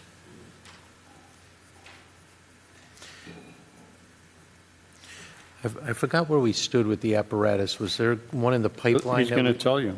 No, I meant not in dollars. I meant projects. Were we trying to get a fire engine, or where were we? Last year, after we took out the 300 or whatever to do the ambulance or something like that. Oh, it was an ambulance. Okay, it was the ambulance. Okay. Okay, here we go. So I'm going to round it, so it's $6,045,300 in the general. You got to talk slower, Bill. Yeah, six. Let me give you I'll give you the actual numbers since you're writing them down. $6,045,294.84. Which one is that, Bill? That's the general. Yeah.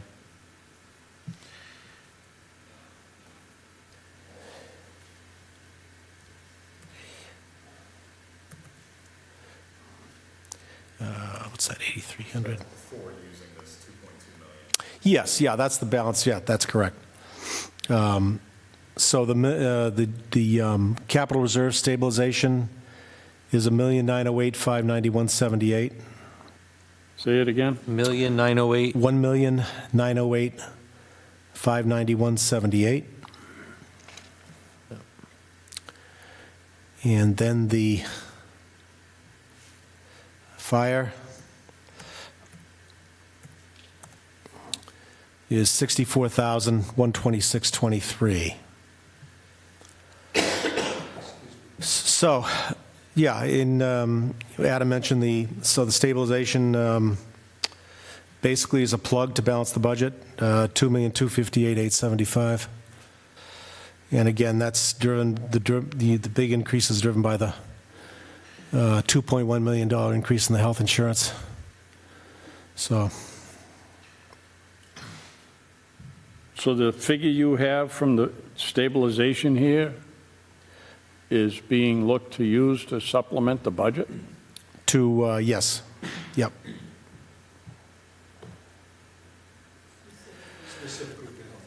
Not specifically for healthcare, but the overall budget itself. But I mean, there's a 30% increase in the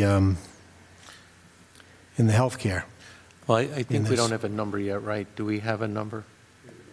Yeah, but you need that 2.2 million to balance the To budget, balance, though. yes. So Yep. no matter what it is, you have to back into that number.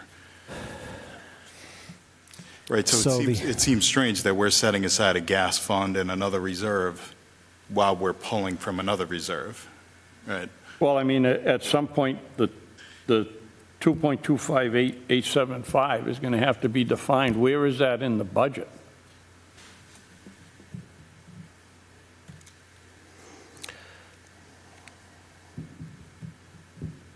Can you say that number again? That 2 point, what is It's on that? the sheet.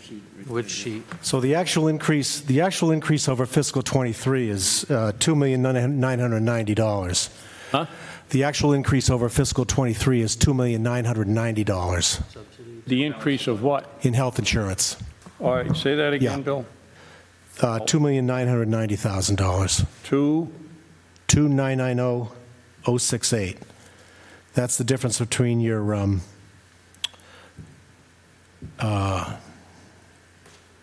is that right? Let me just make sure I get the right column here. So that's the increase from 23 to 24. Right, yep. And you'll see that in your budget breakdown.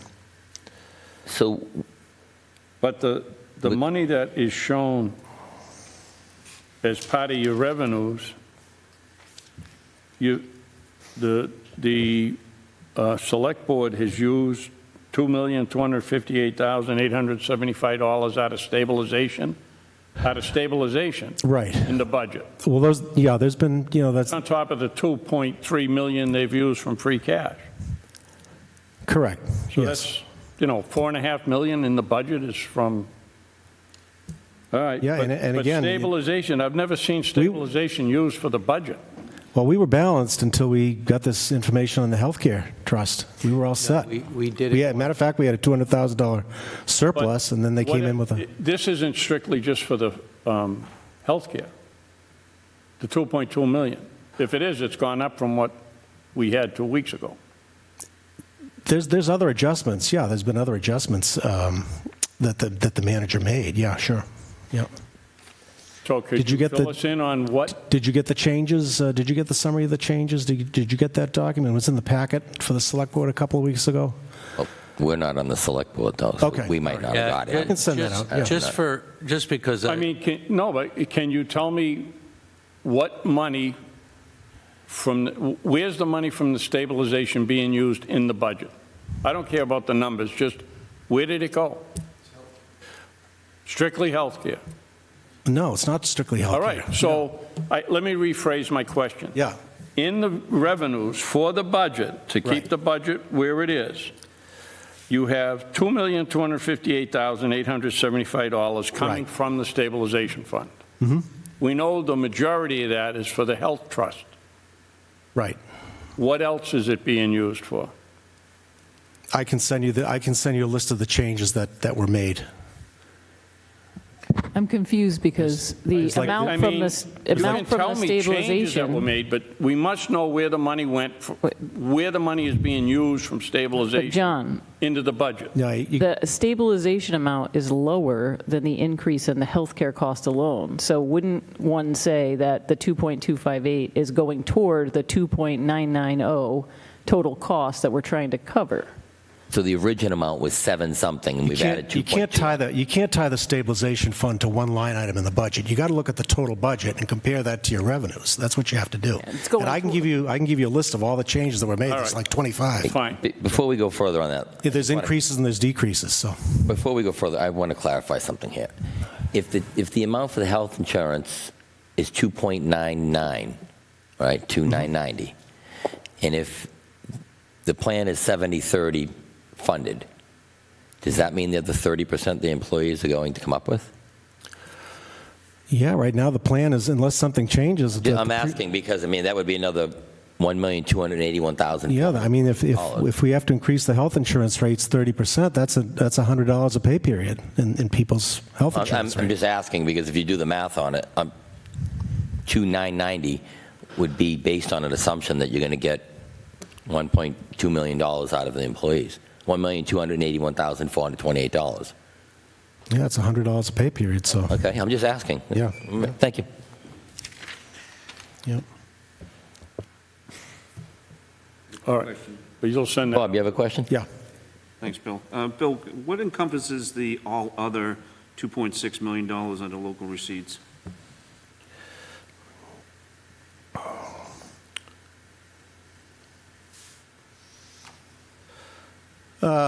So the all other would be anything that's not listed on the front page. It would be,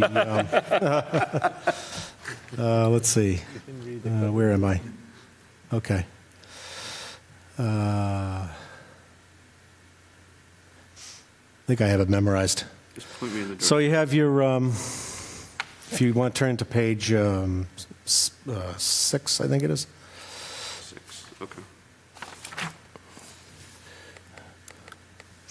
So your motor vehicle, your room occupancy tax, and your meals tax, those are all shown as a separate line item on page 2. So you've got your penalties and interest. You got your pilot agreements, your payments in lieu of taxes. Okay, Trash disposal shown separately on the front page. Ambulance shown separately. page, okay, Fees and rentals, that would be part of the other. okay. The other departmental revenue. The licenses and permits, special assessments. I can do the math from there. I appreciate it. Fines and forfeits, and let's see. I think everything else is shown on the front page. Whatever's on page 6 that he- Yeah. Yeah, okay. Okay. Right? So basically, anything that's not in the front sheet that's on page 6 is the other. Yeah. I had a question for Bill, if it's all right. Sure, Dave. Yeah, through you. Thanks, Bill, for everything.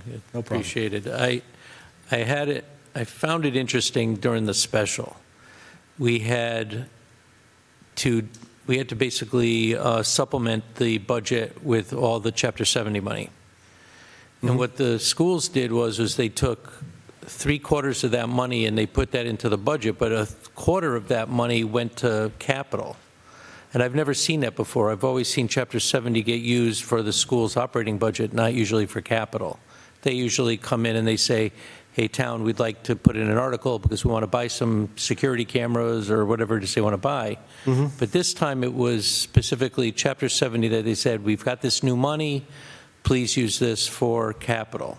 All right, so that I just want to make that statement first. The question is, if Chapter 70 money is now coming in at $4 million,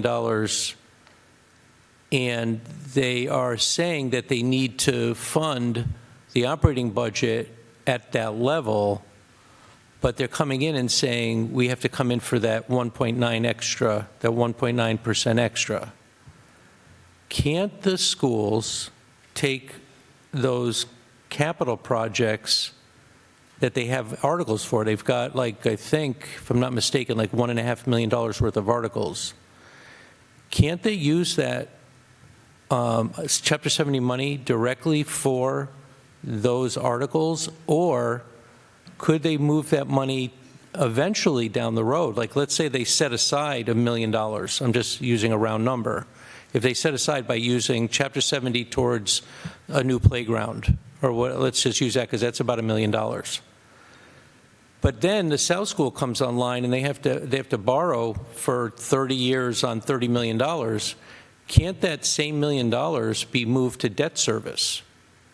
You see what I'm saying? Like if we have to decide whether or not to tax the town on another override or debt exclusion vote, couldn't they also use Chapter 70 money for debt service inside the budget instead of debt exclusion? Because they already demonstrated that Chapter 70 could be used for capital. So that theoretically, that could also be used for debt service. Okay. All right, so Chapter 70 is not a grant, okay? It's not a Title I grant or something like that. The state comes up with a mandate of how much the town has to spend based upon student demographics and so forth. As a result of that, based on the relative wealth of the community, they reimburse part of the mandate. Let's say, for example, the mandate for this fiscal year, fiscal 23, is $50 million, okay? That's our requirement. That's our requirement for net school spending. So the town has to spend either through school committee expenditures or on behalf town expenditures, debt service, health insurance, Norfolk County retirement, crossing guards, et cetera, et cetera. They have to spend at least that amount. Anything above that amount is totally at the discretion of the legislative body, okay? We were at 30% over for a while. With the two articles that were voted and the 2.9 for the operating budget, we're about 25. So we're getting close. We're not quite where we were. In terms of dollars, yeah, we're pretty close as the amount of dollars that are above. I have a schedule here somewhere, and I was just looking to see where it was. So the state increased the requirement. So the state increased the requirement by $5 million, and then gave the town another $4 million. Exactly. It's a short version of that. Right. Okay. It's not a mandate if they don't have any hooks that say you're penalized for not spending the $5 million. I'm just telling you. I'm just telling you what occurred. It's kind of moot though, because there's no penalty for not. You have to spend the you have to spend the 50 empty mandate. What they require, and transportation doesn't count. That's not part of it. But you have to spend the 50. And anything over that is at the discretion of the legislative I just wanted body. to understand that if Chapter 70 money comes into our general fund, and the appropriating body of town meeting says, hey, we've got a South School, and there's $1 million that's set aside from Chapter 70 for capital because they used it for a playground, they used it for cameras, they used it year over year until, hey, we want this wonderful new South School. They could take that same appropriation of $1 million for capital, cash capital stuff, and make it available for debt service to pay for a 30-year bond on a new South School. That's what I'm saying in theory. You take cash from Chapter 70 for capital, isn't it the same money that could be used through an appropriating body like town meeting to say we now want to use that same difference for debt service? Now, when you say set aside, they can't set aside money. Not set aside. That closes to but- free cash No, at the but end of the year. You know, just like us, right? When we have a town budget, we have debt service. If we erode the debt service down to zero, the operating budget gobbles it up, and now nothing in the budget could be used for debt service, right? So all projects would have to be debt exclusion upon debt exclusion upon debt exclusion. Otherwise, you're not buying anything, right? So the same with the school. The school is an entity that uses $50 million of a $120 million budget. So I'm just saying that in principle, they can actually have the same philosophical approach to debt service as the town already does, which is make sure you have a floor on how much debt you maintain so that the operating budget doesn't grab it all. Otherwise, you have to throw everything like new playgrounds, new South schools, on and on and on, as debt exclusion. So Dave, are you That wa- saying that they should have spent all that money in the budget and then borrowed for the playground or something? I'm saying confused that as to if what they you're saying already here. demonstrated that Chapter 70, because by the way, as Because if I Dr. remember- Rizzi, a previous superintendent, said in open meetings, that 1/3 of their requirement is to take care of their buildings, that the safety of students means that their responsibility is to take care of the buildings that they run in order, because you could have the curriculum for the students and their programming, you have the faculty and so forth, and the staffing to run the schools and the classrooms, and that third leg of that stool is buildings. And that means Chapter 70, and they demonstrated that because in the special, they took that third leg of that three-legged stool and said Chapter 70 should be used for $1 million If I remember worth of stuff. correctly, the discussion, how they had the money left over to put toward whatever it was, capital, rather than in the budget, had something to do with that a certain amount of the year had already gone by at the school, so that they couldn't spend it They during demonstrated that school year. I'm still finishing explaining this here. So they had already gone by several months. So they couldn't spend it on the months that had already gone by, so they had the money left, and that's why they spent it on those capital articles, if I remember the discussion correctly. It's basically just showing that Chapter 70 can be used for capital. And if you look at the way in which the mission of the school department is to take care of those three components, they demonstrated it for the first time I've ever seen through this special town meeting, where they took Chapter 70 money and said, you know what, it belongs with the building of I think Jess has a question regarding That's that. that's why I'm bringing it up, is can it be used for debt service? And the answer is probably yes, if the appropriating body gives it. Jess, you have a question? Yeah, I was just losing the thread between this conversation and the discussion of the revenue sheet. So I'm feeling lost from the presentation that Mr. Rowe was We're going to get giving. back on track then. But I think that this question should come up maybe in relation to the capital plan. I would imagine that the capital plan is supposed to be addressing both the schools and the town. No? Or are you just going to? Well, for the municipal, but I think it would make sense if we're looking at this holistically, that you've got, I know, So- I have a funny way of being able to even add it to sections like on munis, if I will insert questions like that, but revenue is coming in through Chapter 70, and I guess revenue is part of the revenue discussion, so there it is. Yeah, well, the Chapter 70 is part of our local aid. It's part of the state aid, and that's second section on the revenue sheet. That can be used for debt service.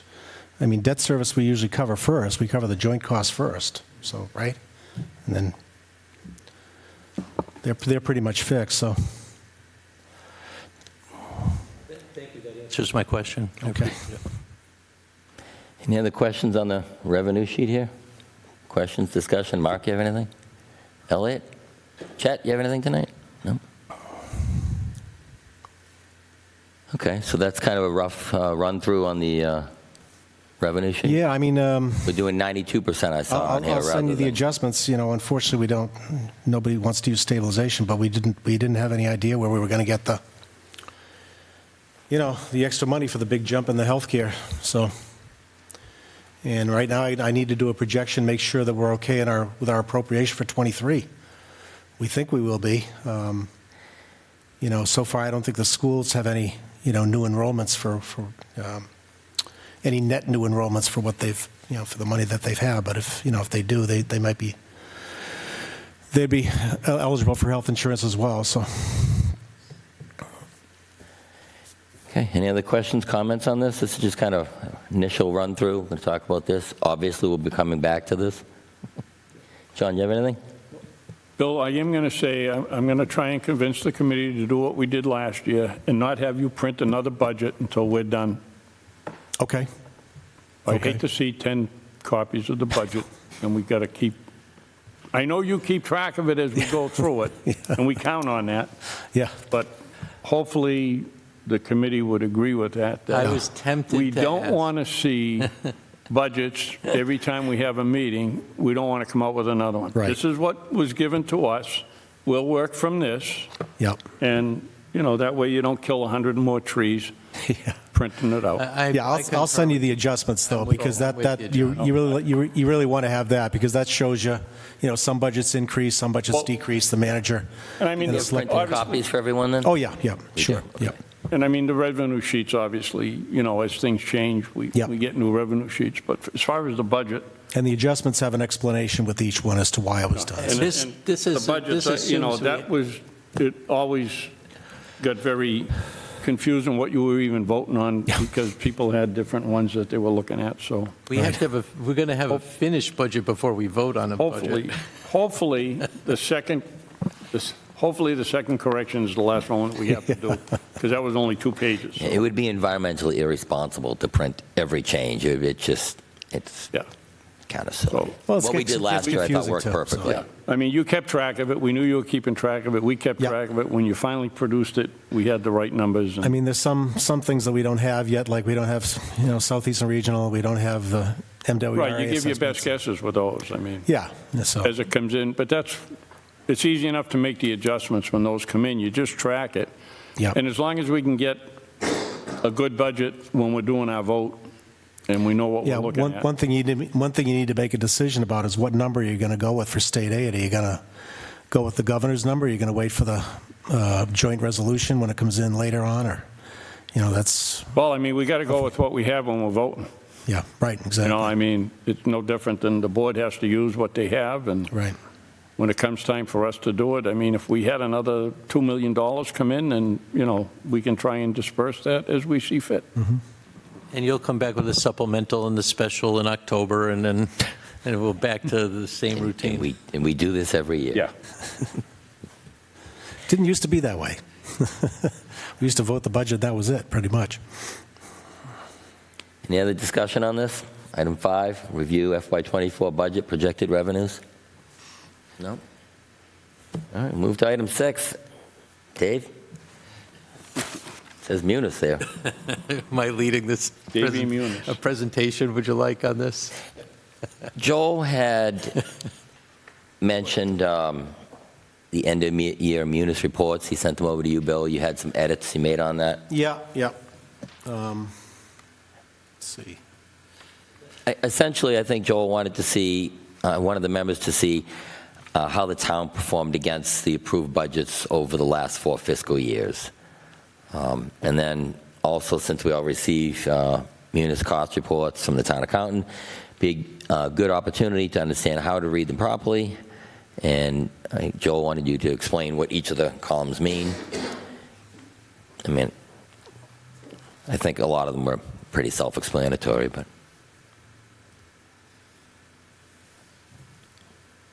So I don't know if you want to go over that. I had emailed it to you. You emailed some edits back. If you want to just kind of go over that. Joel's probably watching from home right now, so hi, Joel. Let's see, what did he call it? The file name. I think he called it 4-year budget review.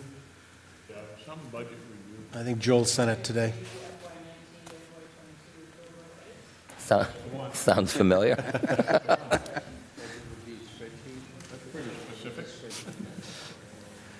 All right, some people had questions on the other financing uses. So what are other financing uses? Basically, they're expenditures that stay within the town. So what they are is transfers from the general fund to another fund. Could be capital projects, like free cash for capital projects, which would be a transfer from the general fund to the capital project fund. Could be transfers to the trust fund, like to OPEB. Generally, we use articles for stabilization, so those wouldn't show in the, well, actually, would those show? Yeah, I guess they would show in the actuals. Or would they? I can't remember now. We usually use articles for stabilization, so I don't think that would include that, but that's what other financing, general fund subsidies to the enterprise funds.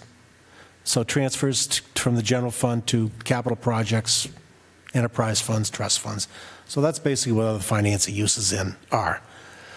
So, and the other term in municipal finance is other financing sources. So if the general fund gets money from one of the other funds, like from the Title V, then it's another financing source. So it's basically transfers in and out of the general fund that don't go outside the town. They don't go to a third party. They stay. They're transfers between funds.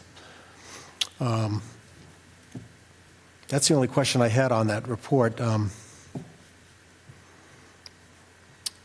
You get the available budget, which are your turnbacks in the last column.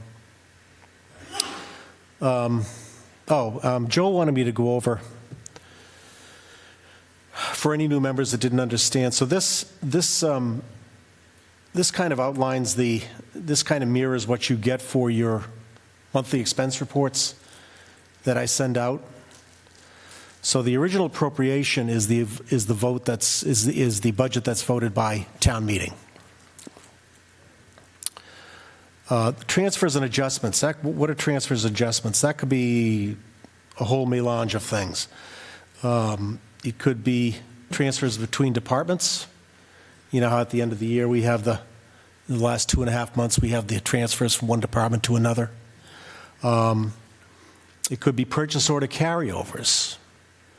So if somebody has an outstanding purchase order at the end of the year, that amount gets encumbered, and the subsequent year, if it carries over to the subsequent year, that increases the available budget in the subsequent year to cover so when you pay that prior expense, it doesn't affect your current year budget. So let's say if we have an original budget for 10 and we have in the line item we had a carryover purchase order for 2,000 in the prior year, you'd have an original budget of 10, an adjustment of 2, an available budget of 12 in the subsequent year. And then when you pay that bill, your original budget goes back to 10. It's not affected by the prior year's expense. What else would be in there? Like I said, transfers between departments, including the FinCom reserves, transfers into that. So then the revised budget would be your adjusted budget after the adjustments. Year-to-date expended, that would be anything that's spent from July 1 through July 15th of the subsequent year. State allows you 2 weeks to close out your bills for the prior year. The next comes the ENC-REQ. That's your encumbrances and requisitions. So that would be as soon as somebody puts in a purchase order, or actually a requisition, as soon as somebody puts in a requisition, that's converted to a purchase order, that amount is encumbered.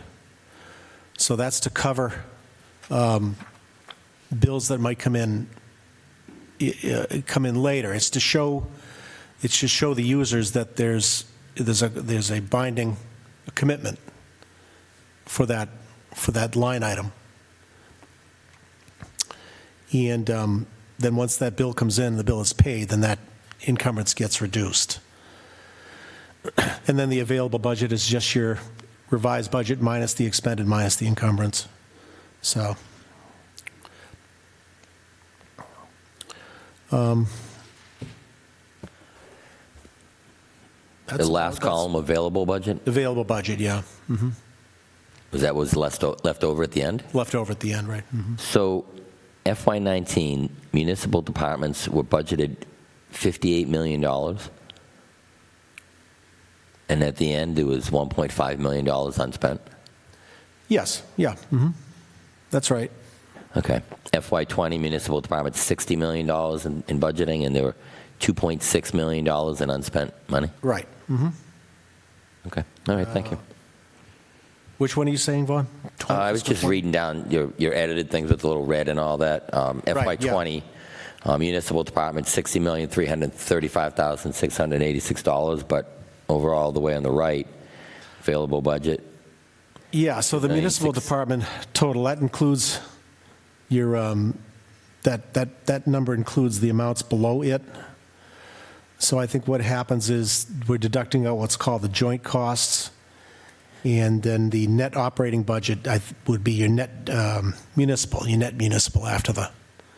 Yeah, but at Everybody the see end of that? the day, the end of that whole time, we had Right. $2.6 million left over.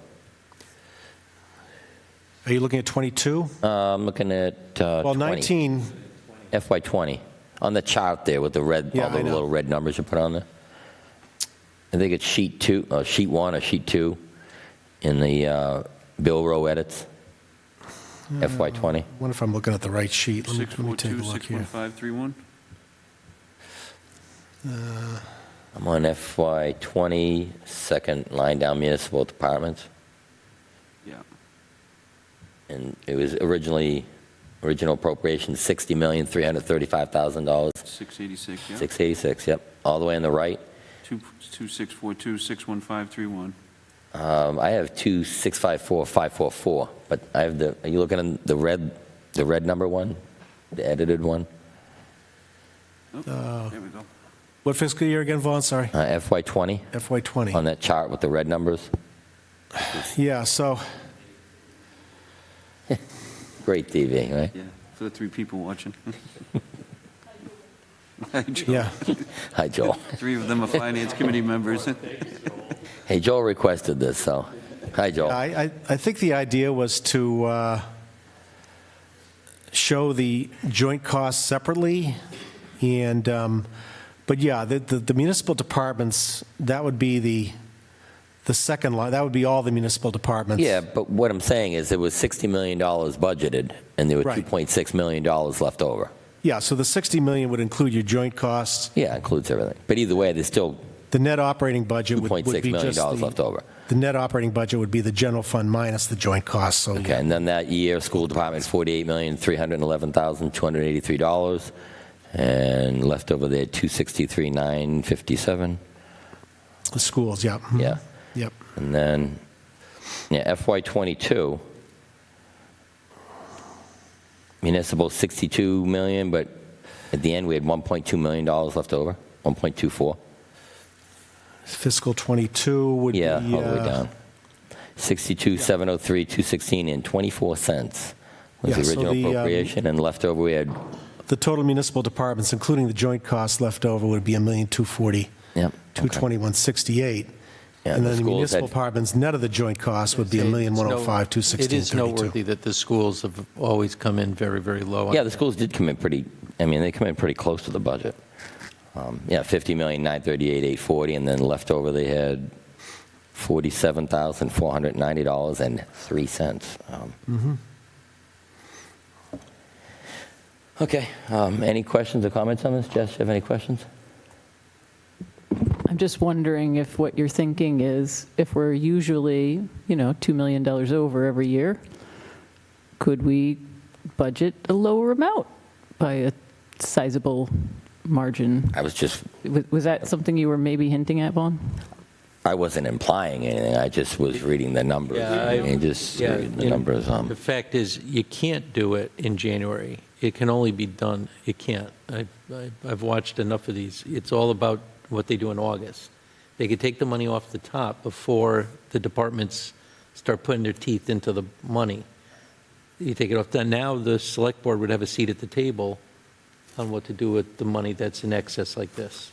But if they don't set it aside, they don't have a seat at the table, and then you end up going through this. I mean, it's worth discussion. I was really just highlighting what Joel had mentioned. He sent an email saying he couldn't make it, and he said more or less what he wanted for the committee to see, what's appropriated, what's left over, and to get educated on various columns. That is a good point, that there's money left over, apparently, for the last 4 years.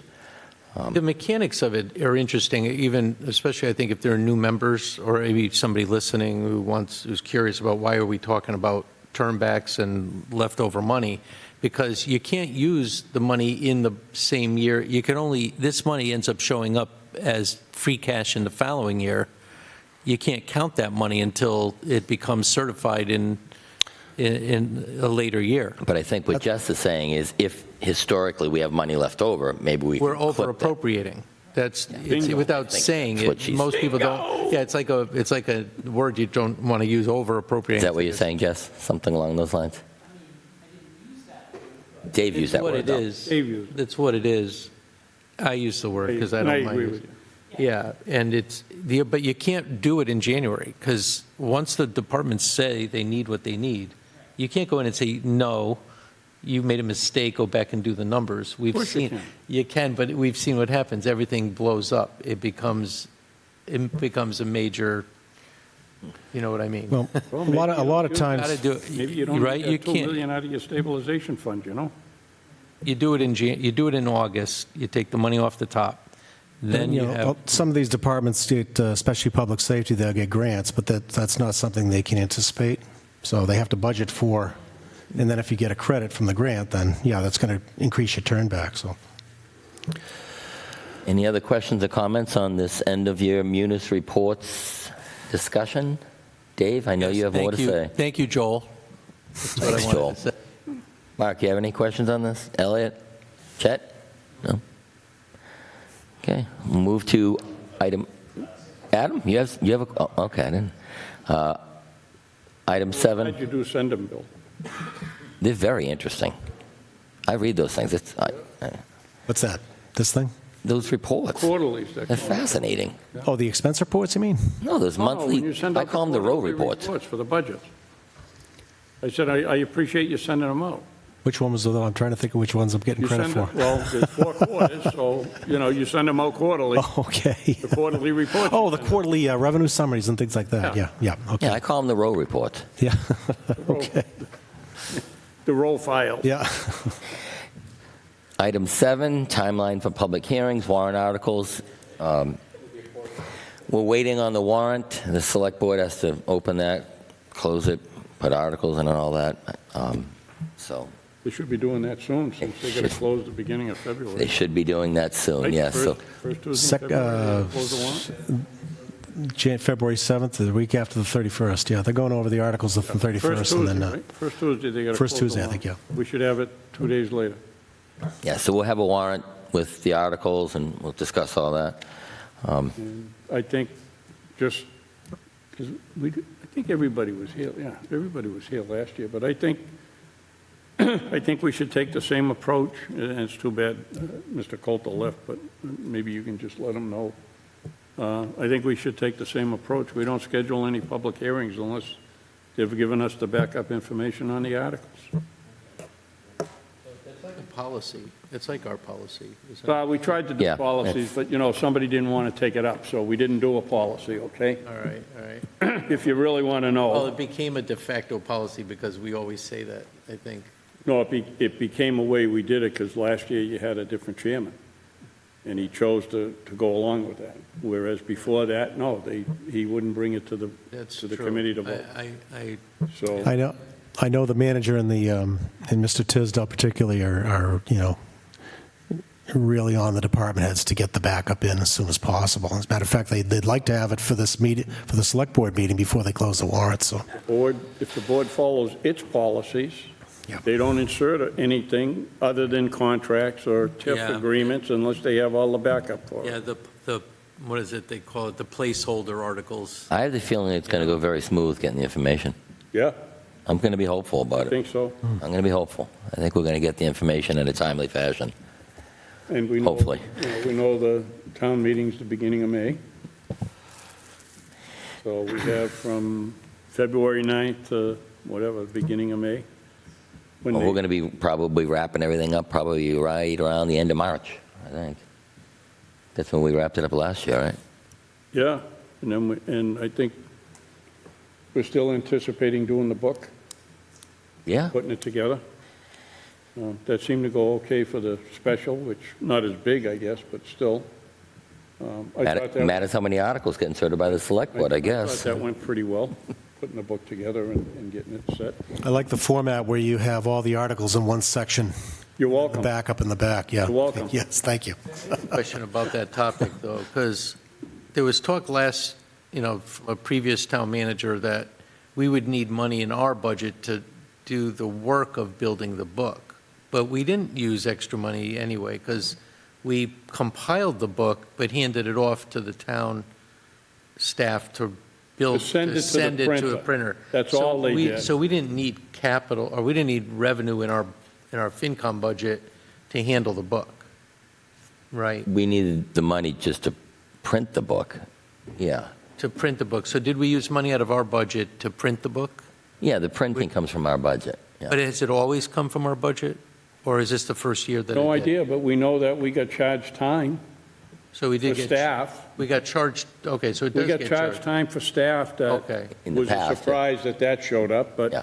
So that's how it manifests itself, as a charge from, well, I mean, To our- last year, we were told, when they did the budget last year, the town manager boosted our budget because we were told flat out, staff doesn't have the time to do the book. right. And that's why we went through that whole process, and when we came up with some extra cash, So it wasn't as big a deal in terms of certain money. salary went Money, down. it wasn't so Well, much, if you look at Yeah. this budget, you'll see it's been cut back. right, because the money was overblown. The whole thing's Well, they odd never anyway. asked. The whole thing's odd anyway, because years ago, They never asked. the town hall just worked to help get the book done. There was no, this didn't happen years ago. Yeah. So this is a new thing. I don't know why, but I mean, that's where we are. So that's timeline for public hearings, warrant articles. We're waiting on the warrant, we're waiting on the articles. Theoretically speaking, if they insert no articles, we'll get through this very quickly. Just throwing that out there. But that's. None of them are watching though, so That's our timeline. We That's the got from February 9th to probably the end of March, I think. May is- 2nd yeah. is when town meeting is, so Yep. we got to back off from, you got to back off from town meeting to get the book out at least 2 weeks ahead of that, and then it's got to be a week before that to the printer, and, now all of a sudden you're at the end of April or into, so we need to get it. Yep. Does set this up. mean you anticipate our first session starting up the week of February 13? If they get us the warrant on the 9th. The 9th is a Thursday, so that's why I'm asking if we're going to start meeting the following week? I'm going to look and see when we're going to, hopefully we'll get it on time. I think we will. I have faith we're going to get it in time. And then we're going to start discussing it probably around the middle of February, beginning of the middle. Yes, Cynthia, would you like to identify yourself for the record? Give me a minute. Okay. Oh, wait, Bill, can you give her the mic? No, that's her. Thank you. Cynthia Walsh, right now I'm the deputy moderator, and the charter says that the articles go to the Rules Committee on the 9th. And generally, we don't get them after 48 hours. So I wouldn't schedule anything for the following week because I think that's when the Rules Committee will be meeting to divvy up the articles, the week of the 13th. Just so you don't waste time and paper and get people here and just spend an hour kvetching about we don't have the articles. You might as well plan that you won't have the articles. And they haven't given any idea to the public anyway of how many articles there are. They have a mock or a draft warrant, but they didn't make copies available to the public. And while the public is standing here, when you folks are going through the budget or you have paperwork on the revenue, if you could have a copy or two for the vast audience that appears at your meetings, I don't think that, it's not going to be a whole tree. It might be a couple of branches, but there's nothing on the screens. Obviously, I'm hearing impaired, so if I could have a visual aid, you did provide one at the beginning of the meeting about the health fund, and I appreciate that. Thank you. Well, with that, I'll just, Bill, can you make sure Ms. Walsh gets a copy of the budget? Sure, absolutely. And the revenue sheet, if you have one? And Cynthia, we usually get the warrant. I mean, we'll get it. We just have to wait until we get the article assignments. It might be another week, but we do get a copy of the warrant once they close it. And I don't know, it seems lately we're getting everything anyway, but thank you for clarifying that extra step where it does have to go through to be Wait, assigned. Are you saying then that we would have a discussion about the warrant without the petitioners talking about their articles? I doubt it. You wait until doubt it. they're ready to meet with us. I'm just saying that we should have it. You just start studying it. And Yeah, we'll wait till we get actually start getting into your budget. word from Rules Committee, what we're getting, which will be probably almost every article. That's what I anyway. was hoping to hear, yeah. And I think, That's why I'm a little hesitant to say when exactly, you know what I mean? and I think the preliminary only had like $12 million worth of borrowing in there or something. Or Only $12 million of articles. only 12, it's only 12 Just million. 12. It's only $12 million. Mr. Yeah. Chairman. Mr. Rowe. Mr. Rowe. I just wanted to make sure, Mr. Chairman, I'm sure you're aware, but just make sure the hearings are properly advertised, because that's the only thing we can't cure with bond counsel if we miss an advertising of a public hearing, so.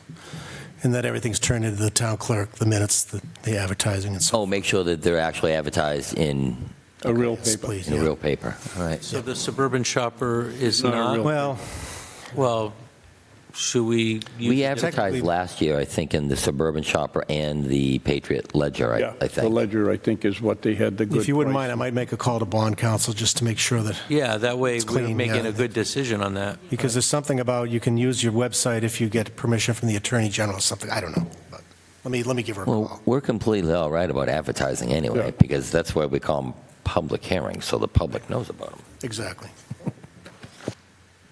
Next item on here. Next item is discussion, Finance Committee subcommittees.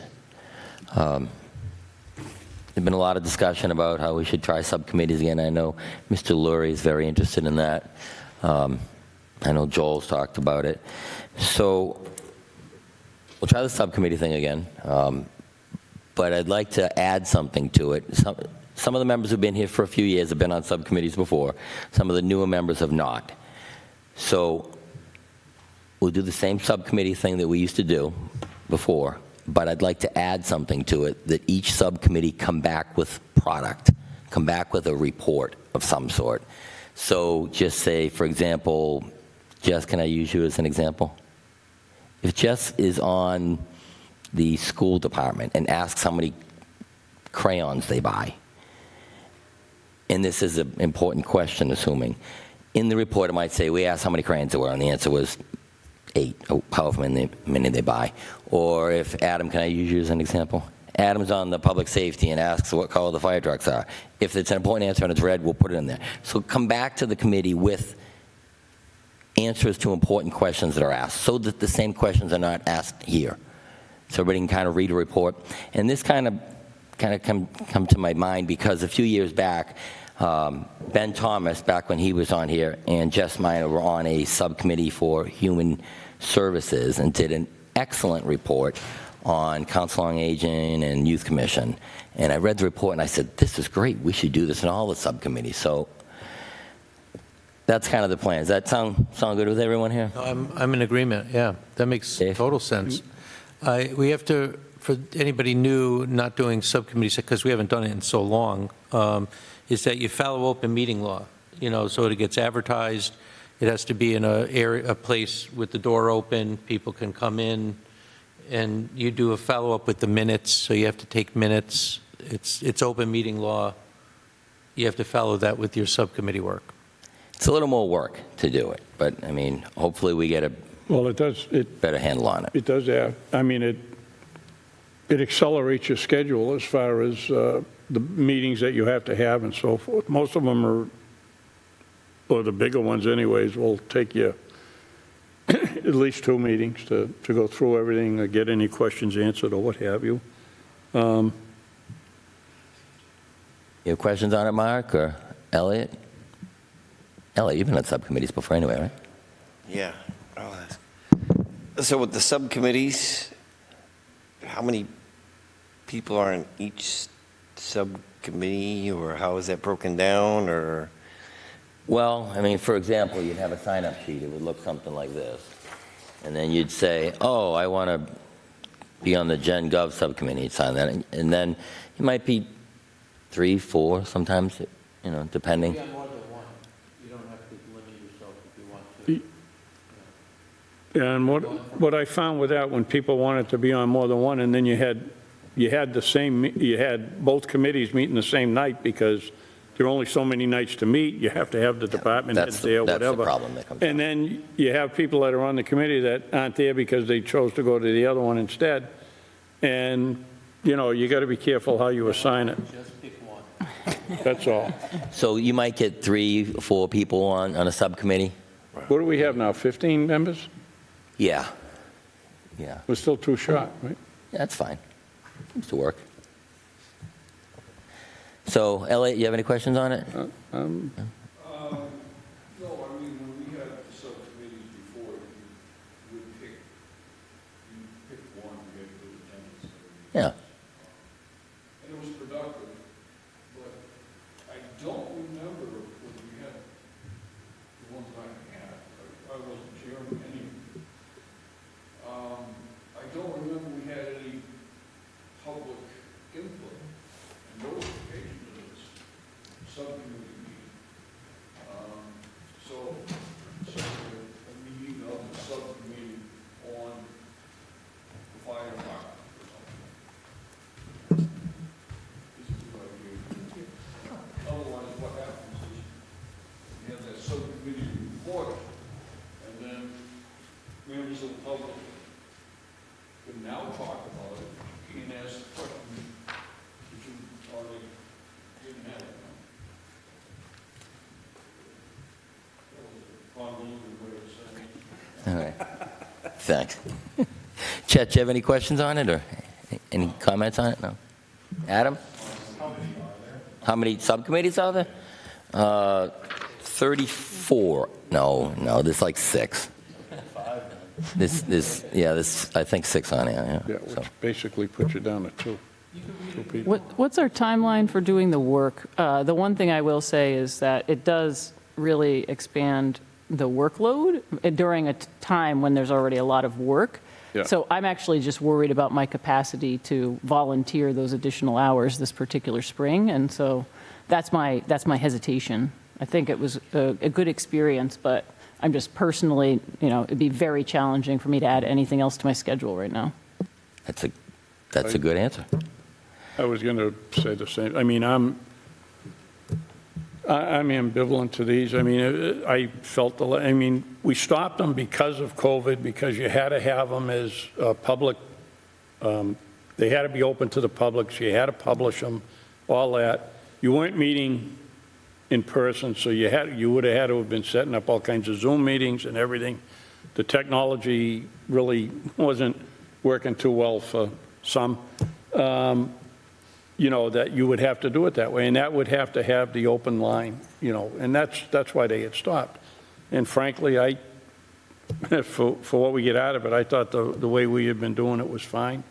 And even though I'm semi-retired, I'm in a similar position to Jess, is time constraints, because it adds that much more time to what you need to do. I'm just wondering about the idea of maybe decoupling subcommittees from the work that we, of this particular time of year preparing for the annual town meeting. And it seems to me that between May and August, because we haven't seen material changes to a budget that's already been presented to us. That's my point. So we go through the process of the subcommittees. We really understand things a lot better. That's great. It doesn't make a difference in any real way to the budget that ends up being presented at the town meeting. But I just was thinking, if we get through May, get through the town meeting, and then we're not having to meet all of this time, we have a little bit of time to give, that might be an interesting time to meet with departments and start looking at some things before the next budget gets built. Right, while they're developing the budget. No, they're not developing their budget till September. Well, but you're in those conversations into the summertime, and then they're going to start. They don't huddle for the budgets until September into October. Yeah, but it still would potentially inform what they do in the early fall in a more meaningful way. Because as it is now, we do this, we pass the budget, and then it's kind of thought of as done, you know, and not necessarily thought of as forward-looking. That's all, as an idea. Yeah, that's true, too. We could even do it during the budget development season. We're doing a supplemental every year anyway. See, I Yeah, and myself, that's I myself have never really been a big fan of the whole subcommittee thing anyway. Oh, Everybody knows that. I mean, it's not a secret. okay. Yeah. We've had that discussion. We've had that. Everybody Yeah. knows. It's like, but I thought people wanted to do subcommittees to delve deeper into this stuff, so. Okay. I mean, but that's just always in my view. I'm like, Okay. and I Well, was telling Adam earlier, I've always felt the same. It's like everybody comes back and says the same thing. So that's why I've never been a big fan of it, because I've never really, okay. but. Maybe it would be good to revisit the purpose of the subcommittees and what we might achieve separate from this process and during this time. An off-season subcommittee. Off-season subcommittee, yeah. What do you think, Bob? You have any thoughts on this? Yeah, I mean, either way, I thought they were a good process. I know I did the school, I did the DPW. John, I know you did the police and fire. But yeah, I thought you got a little bit more detail out of it. You were able to answer more questions and then bring it back to the group. And, you know, the same person's not asking the same question as far as that's concerned. So if you want to do it, I'm on board. If you don't want to do it, I'm fine with that as well. So. Everybody want to give it some thought? We'll, give it some thought, see it. Because I think most of what you got was, you got the information for the articles. Because when they had to talk to you beforehand, you'd get the article information. And we didn't seem to have a problem getting that last year. Any thoughts on the subcommittee, Chet? I'm not in favor of it, Okay. Well, that's a good answer. Well, we'll give it some thought. We'll talk about it again because we're still waiting on the warrant. Thought I'd throw it out there. I know the people who talked about it. And Adam, did you want to do that subcommittee thing, though? No. I'm just making. I think we got a majority of the people here that voted down. Okay, next item on here is any other matters, which are probably. I would just say, really do take a look at the budget. Take a serious look at it. We haven't had it too long. I've started. And thank you for the list built of, did that get passed on? The new positions? If not, I'll make sure it gets out. But yeah, I mean, if you start going through here, I think you'll find some interesting items. I think we still have some smoke and mirrors going on. That's the latest budget. It's the only budget. No, the one that, well, I have one from a few weeks ago. But that one wasn't voted, though, right? No. Oh, that was a draft one, right? Mr. Chairman. Even though it's been Yes. corrected twice, it still says 118. Yes, Mr. Rowe? Could have been A and B, but I have 118 Rev B. Yeah, we've hidden some columns, like, we tried to make it a little more condensed, a little more legible, so we've hidden the town manager column and the departmental request column. Just included the select board, so hopefully it's more legible. And we've also put in footnotes where we thought that, any try to explain, give a brief explanation of any changes.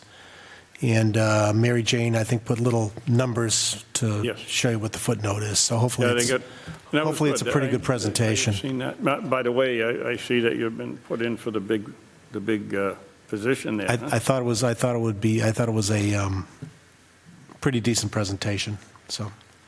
Yeah, no, it was good, and it was on page 8, was built, and, you look and you see, they've put in to promote him to finance director / town accountant. I mean, that's how the thing is listed, but, and it is under department, the column is department, but you see numbers in there, and it refers to the footnotes, and they have added some nice footnotes giving explanations of what's gone on and why, which we used to have. We used to have, and it was A nice. number of years Yeah, ago. and And the- it Nice. and the it makes adjustment, it much easier because if you do read it and you go through it, it should alleviate the question coming up about, Bill, why are you getting a 50% raise here? And then you find out why. It's because it's there.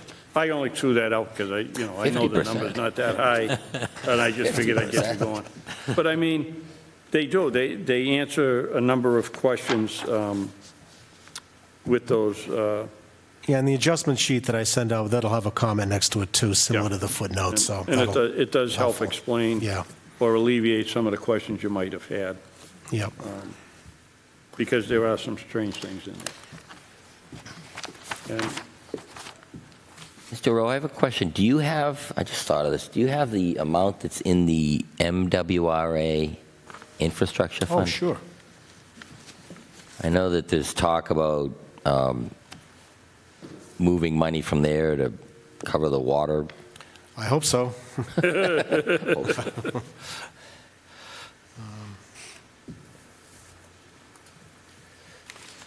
Just so you know that the MWRA fund is, that was special legislation that was set up, that I wrote, that was set up with the state in order to collect money from TIF agreements, tax increment finance agreements that we have, with various developers, retailers in town. And that can be transferred to the Water Enterprise Fund by the Select Board without appropriation. But it's officially the MWRA infrastructure fund, Infrastructure right? Fund, yeah. Let's So see. it was originally for infrastructure, right? I'm just guessing. Yeah, it was initially for paying, offsetting the cost of the debt service in the water fund for the MWRA Canton connection. Which is paid off now. Which is paid off now, but then it was amended to include any debt service or capital articles. Okay. So like infrastructure things. Right, yep. Yeah, but the wait a minute, we get the. no, well, new growth Money. We get does, if it comes in as new growth, but new growth looked like it was only 400 and something, is the new money that's coming in from that fund? Yeah, but I think you're talking about when it's not going to the infrastructure fund anymore. Right. I'm talking about what's in the bucket now. So we have $3,370,404.86. $3,370,404.86. Now, And the fiscal '23 TIFs will be due in, TIF contributions will be due in May or June, but most of them expire at the end of fiscal '25, fiscal '26, so we And won't be what- getting anything new after that. What is due this year here? It used to be Oh, I don't know. $942,000. I think it's around, it's either 900 or 600, I can't remember But the, it's lower now. It used to be 942 or Yeah. 943. Yeah. It keeps coming off. Some Yeah. rolls off, you know. right, so And now we can get to Dave's point, which is when it's not going in there, it shows up as new growth. it shows up as new. For the growth. first year, then after that, it's just part of the Yeah, revenue. and the first year that they don't get a break, they don't get a incentive break on their property tax. So Right, right but- now, there's $3,370,404.86. Right. Okay, and then how much is being discussed about to vote to cover the water shortage or water subsidy, I guess is the right word? There was no water subsidy shown though, right?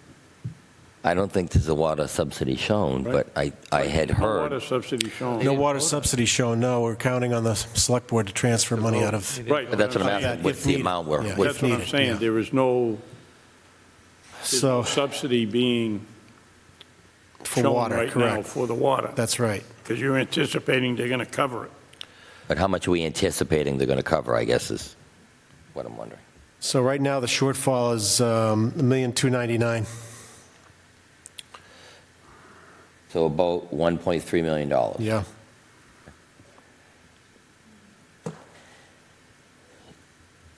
So then after that, that infrastructure fund will be that much shorter, and they will take but those monies coming in are going away by 2025. That's right, yeah. Okay, so the math's going to catch up here pretty quick then. Unless they start giving them the tips. Wait, so the TIF agreements that rolled off are going into the fund and not into new growth, or are they going into? No, they're not going to go into the fund anymore. What, Not going to go into the fund, so it goes to new growth. TIF and- But in the 400 and change that's showing up in new growth, how much of that is coming off of the TIF money that's supposed to be coming in? So the way the TIFs were set up, they can't do that anymore. The DOR won't let us do that because you have to really give them a break. So they get a break on their property taxes, and they had to contribute the amount of the break into the infrastructure fund. But the year after that, let's just say it's $500. Let's say Dave has a lemonade stand. Yep. And he gets this break, and he's going to put the $500 into the MWRA infrastructure fund. Correct. For this year. Yep. Next year, he's not getting that break. That That's right. $500 isn't going to the infrastructure fund. Now it's Right. going into the general fund. That's right. He has to pay the $500 as property tax. But and he that's does what not he's have to talking about is contribute new money growth. to the As infrastructure new fund. growth. First Yes. year in is First new year growth. is new growth, But yes. of the 400 and change that you're showing on the budget for new growth, how much of that is TIF money that just rolled off? Oh, I don't know. I sent you a schedule a while ago. So it's really almost zero, the amount of new growth compared, when you subtract out the TIF. Yeah, well, zero. you got to keep in mind, I think it was 22 or 21, we had a big personal property reval, and we got a big chunk of new growth in that. That new growth One number time. on the revenue sheet was based on a 5-year average. Right. So I think what Dave's asking is it the 5-year average plus whatever rolled off, or is that number already have the rolled off That's the rolled exact in? question. That's my exact Yeah, question. the 23 TIF that rolled off, if it rolled off in fiscal 23, that money was included in the 499 new growth. But that number that's on the revenue sheet is the 5-year average. That's a 5-year average, right. So that So would it include... doesn't include the roll-off then? That would include roll-offs, that would include everything. It would be a comprehensive number. What he's saying is, It's over not- the I understand what 5-year he's saying. period, you could have had TIFs rolling off. We're as not well. regarding the roll-off, in other words. We're looking at the 5-year average, regardless of the roll-offs, whatever it Okay, is. so that doesn't include that, right? When you certify that no, number. it doesn't include When it. you Doesn't include it. certify the That's- number, okay. you're saying it can come in higher than the 400, and so it could end up coming in at 900,000 instead of 400 when you certify. Yeah, we used to get the new growth estimate from the assessor. We got away from that because I think administration decided it was too conservative. So now we're using the 5-year average, so. So we don't know how much is rolling off on that MWRA TIF money thing this year. Yeah, I have a schedule on it, yeah, yeah. Could you send that out too? Sure. I know what you're asking. But as a component of the new growth number, we can't do, you can't make a correlation between money that Exactly. rolls off and what we're presenting as new growth. It's good to know. It Well, you is good could. to I mean, know. the Finance It Committee is- could amend it's the a- new growth estimate, but I wouldn't advise it. Right. Yeah. But at the end of the day, when it's certified, it truly hits our general fund as new growth. They got it That's at when it's certified. Huh? They got the new growth at 840, right? Yeah, it's a much bigger number see. than this 5-year average. That's Let me all see if I know. can find that. I remember these files, I just don't remember where I put them.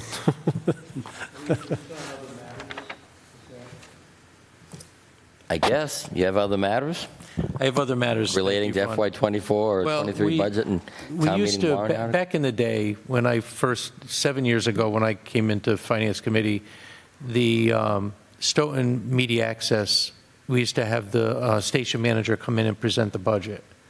It was named Michael Hammond, if you remember.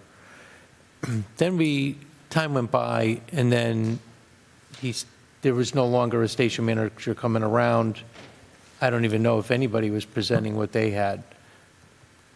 It was pretty much Bill presented. Yeah, Mr. the Rowe SMAC presented it. budget, their budget. And he's been doing it for years. Right, but we used to get the people from that SMAC used to come in, used to talk to us. Really? Yeah. I don't recall it. I don't remember Even when SMAC ever presenting. even back when I was on the board, I thought Bill was always the one that presented the SMAC budget. Well, there's, Ask him, he's sitting right there. Bill, how long have you been presenting the SMAC budget? Since inception. There you go.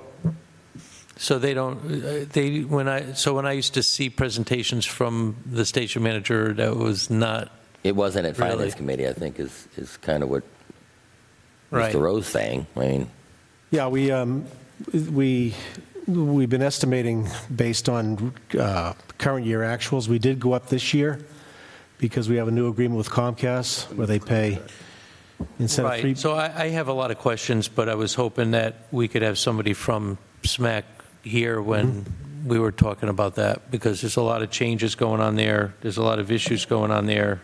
Wanted to talk to them about their budget. Yeah. I'll do that, well, if it's a subcommittee, but we never had that as a subcommittee, but it is something that I think could be talked about. Yes, Mr. So, Rowe. David had asked for 1, 2, 3, 4, 5, 6. We'll call them the roll-offs, since that sounds like a new term that we have. So David requested roll-offs for 6 of the retailers that had the TIFs. So 487, 225 rolls off in 2024. 487, 487, what was the rest? 487, 225 That rolls off when? in fiscal '24.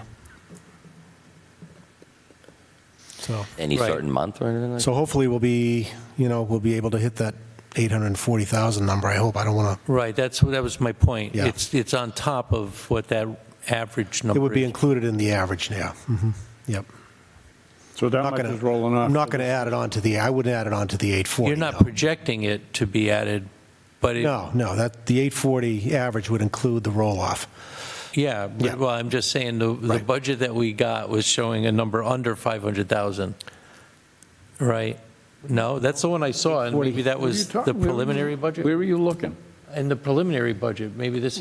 We're dealing with this one, the Yeah, and I don't- 118, yeah, and I- and the revenue sheet that we have. The revenue sheet shows $840,000. It's 840, okay.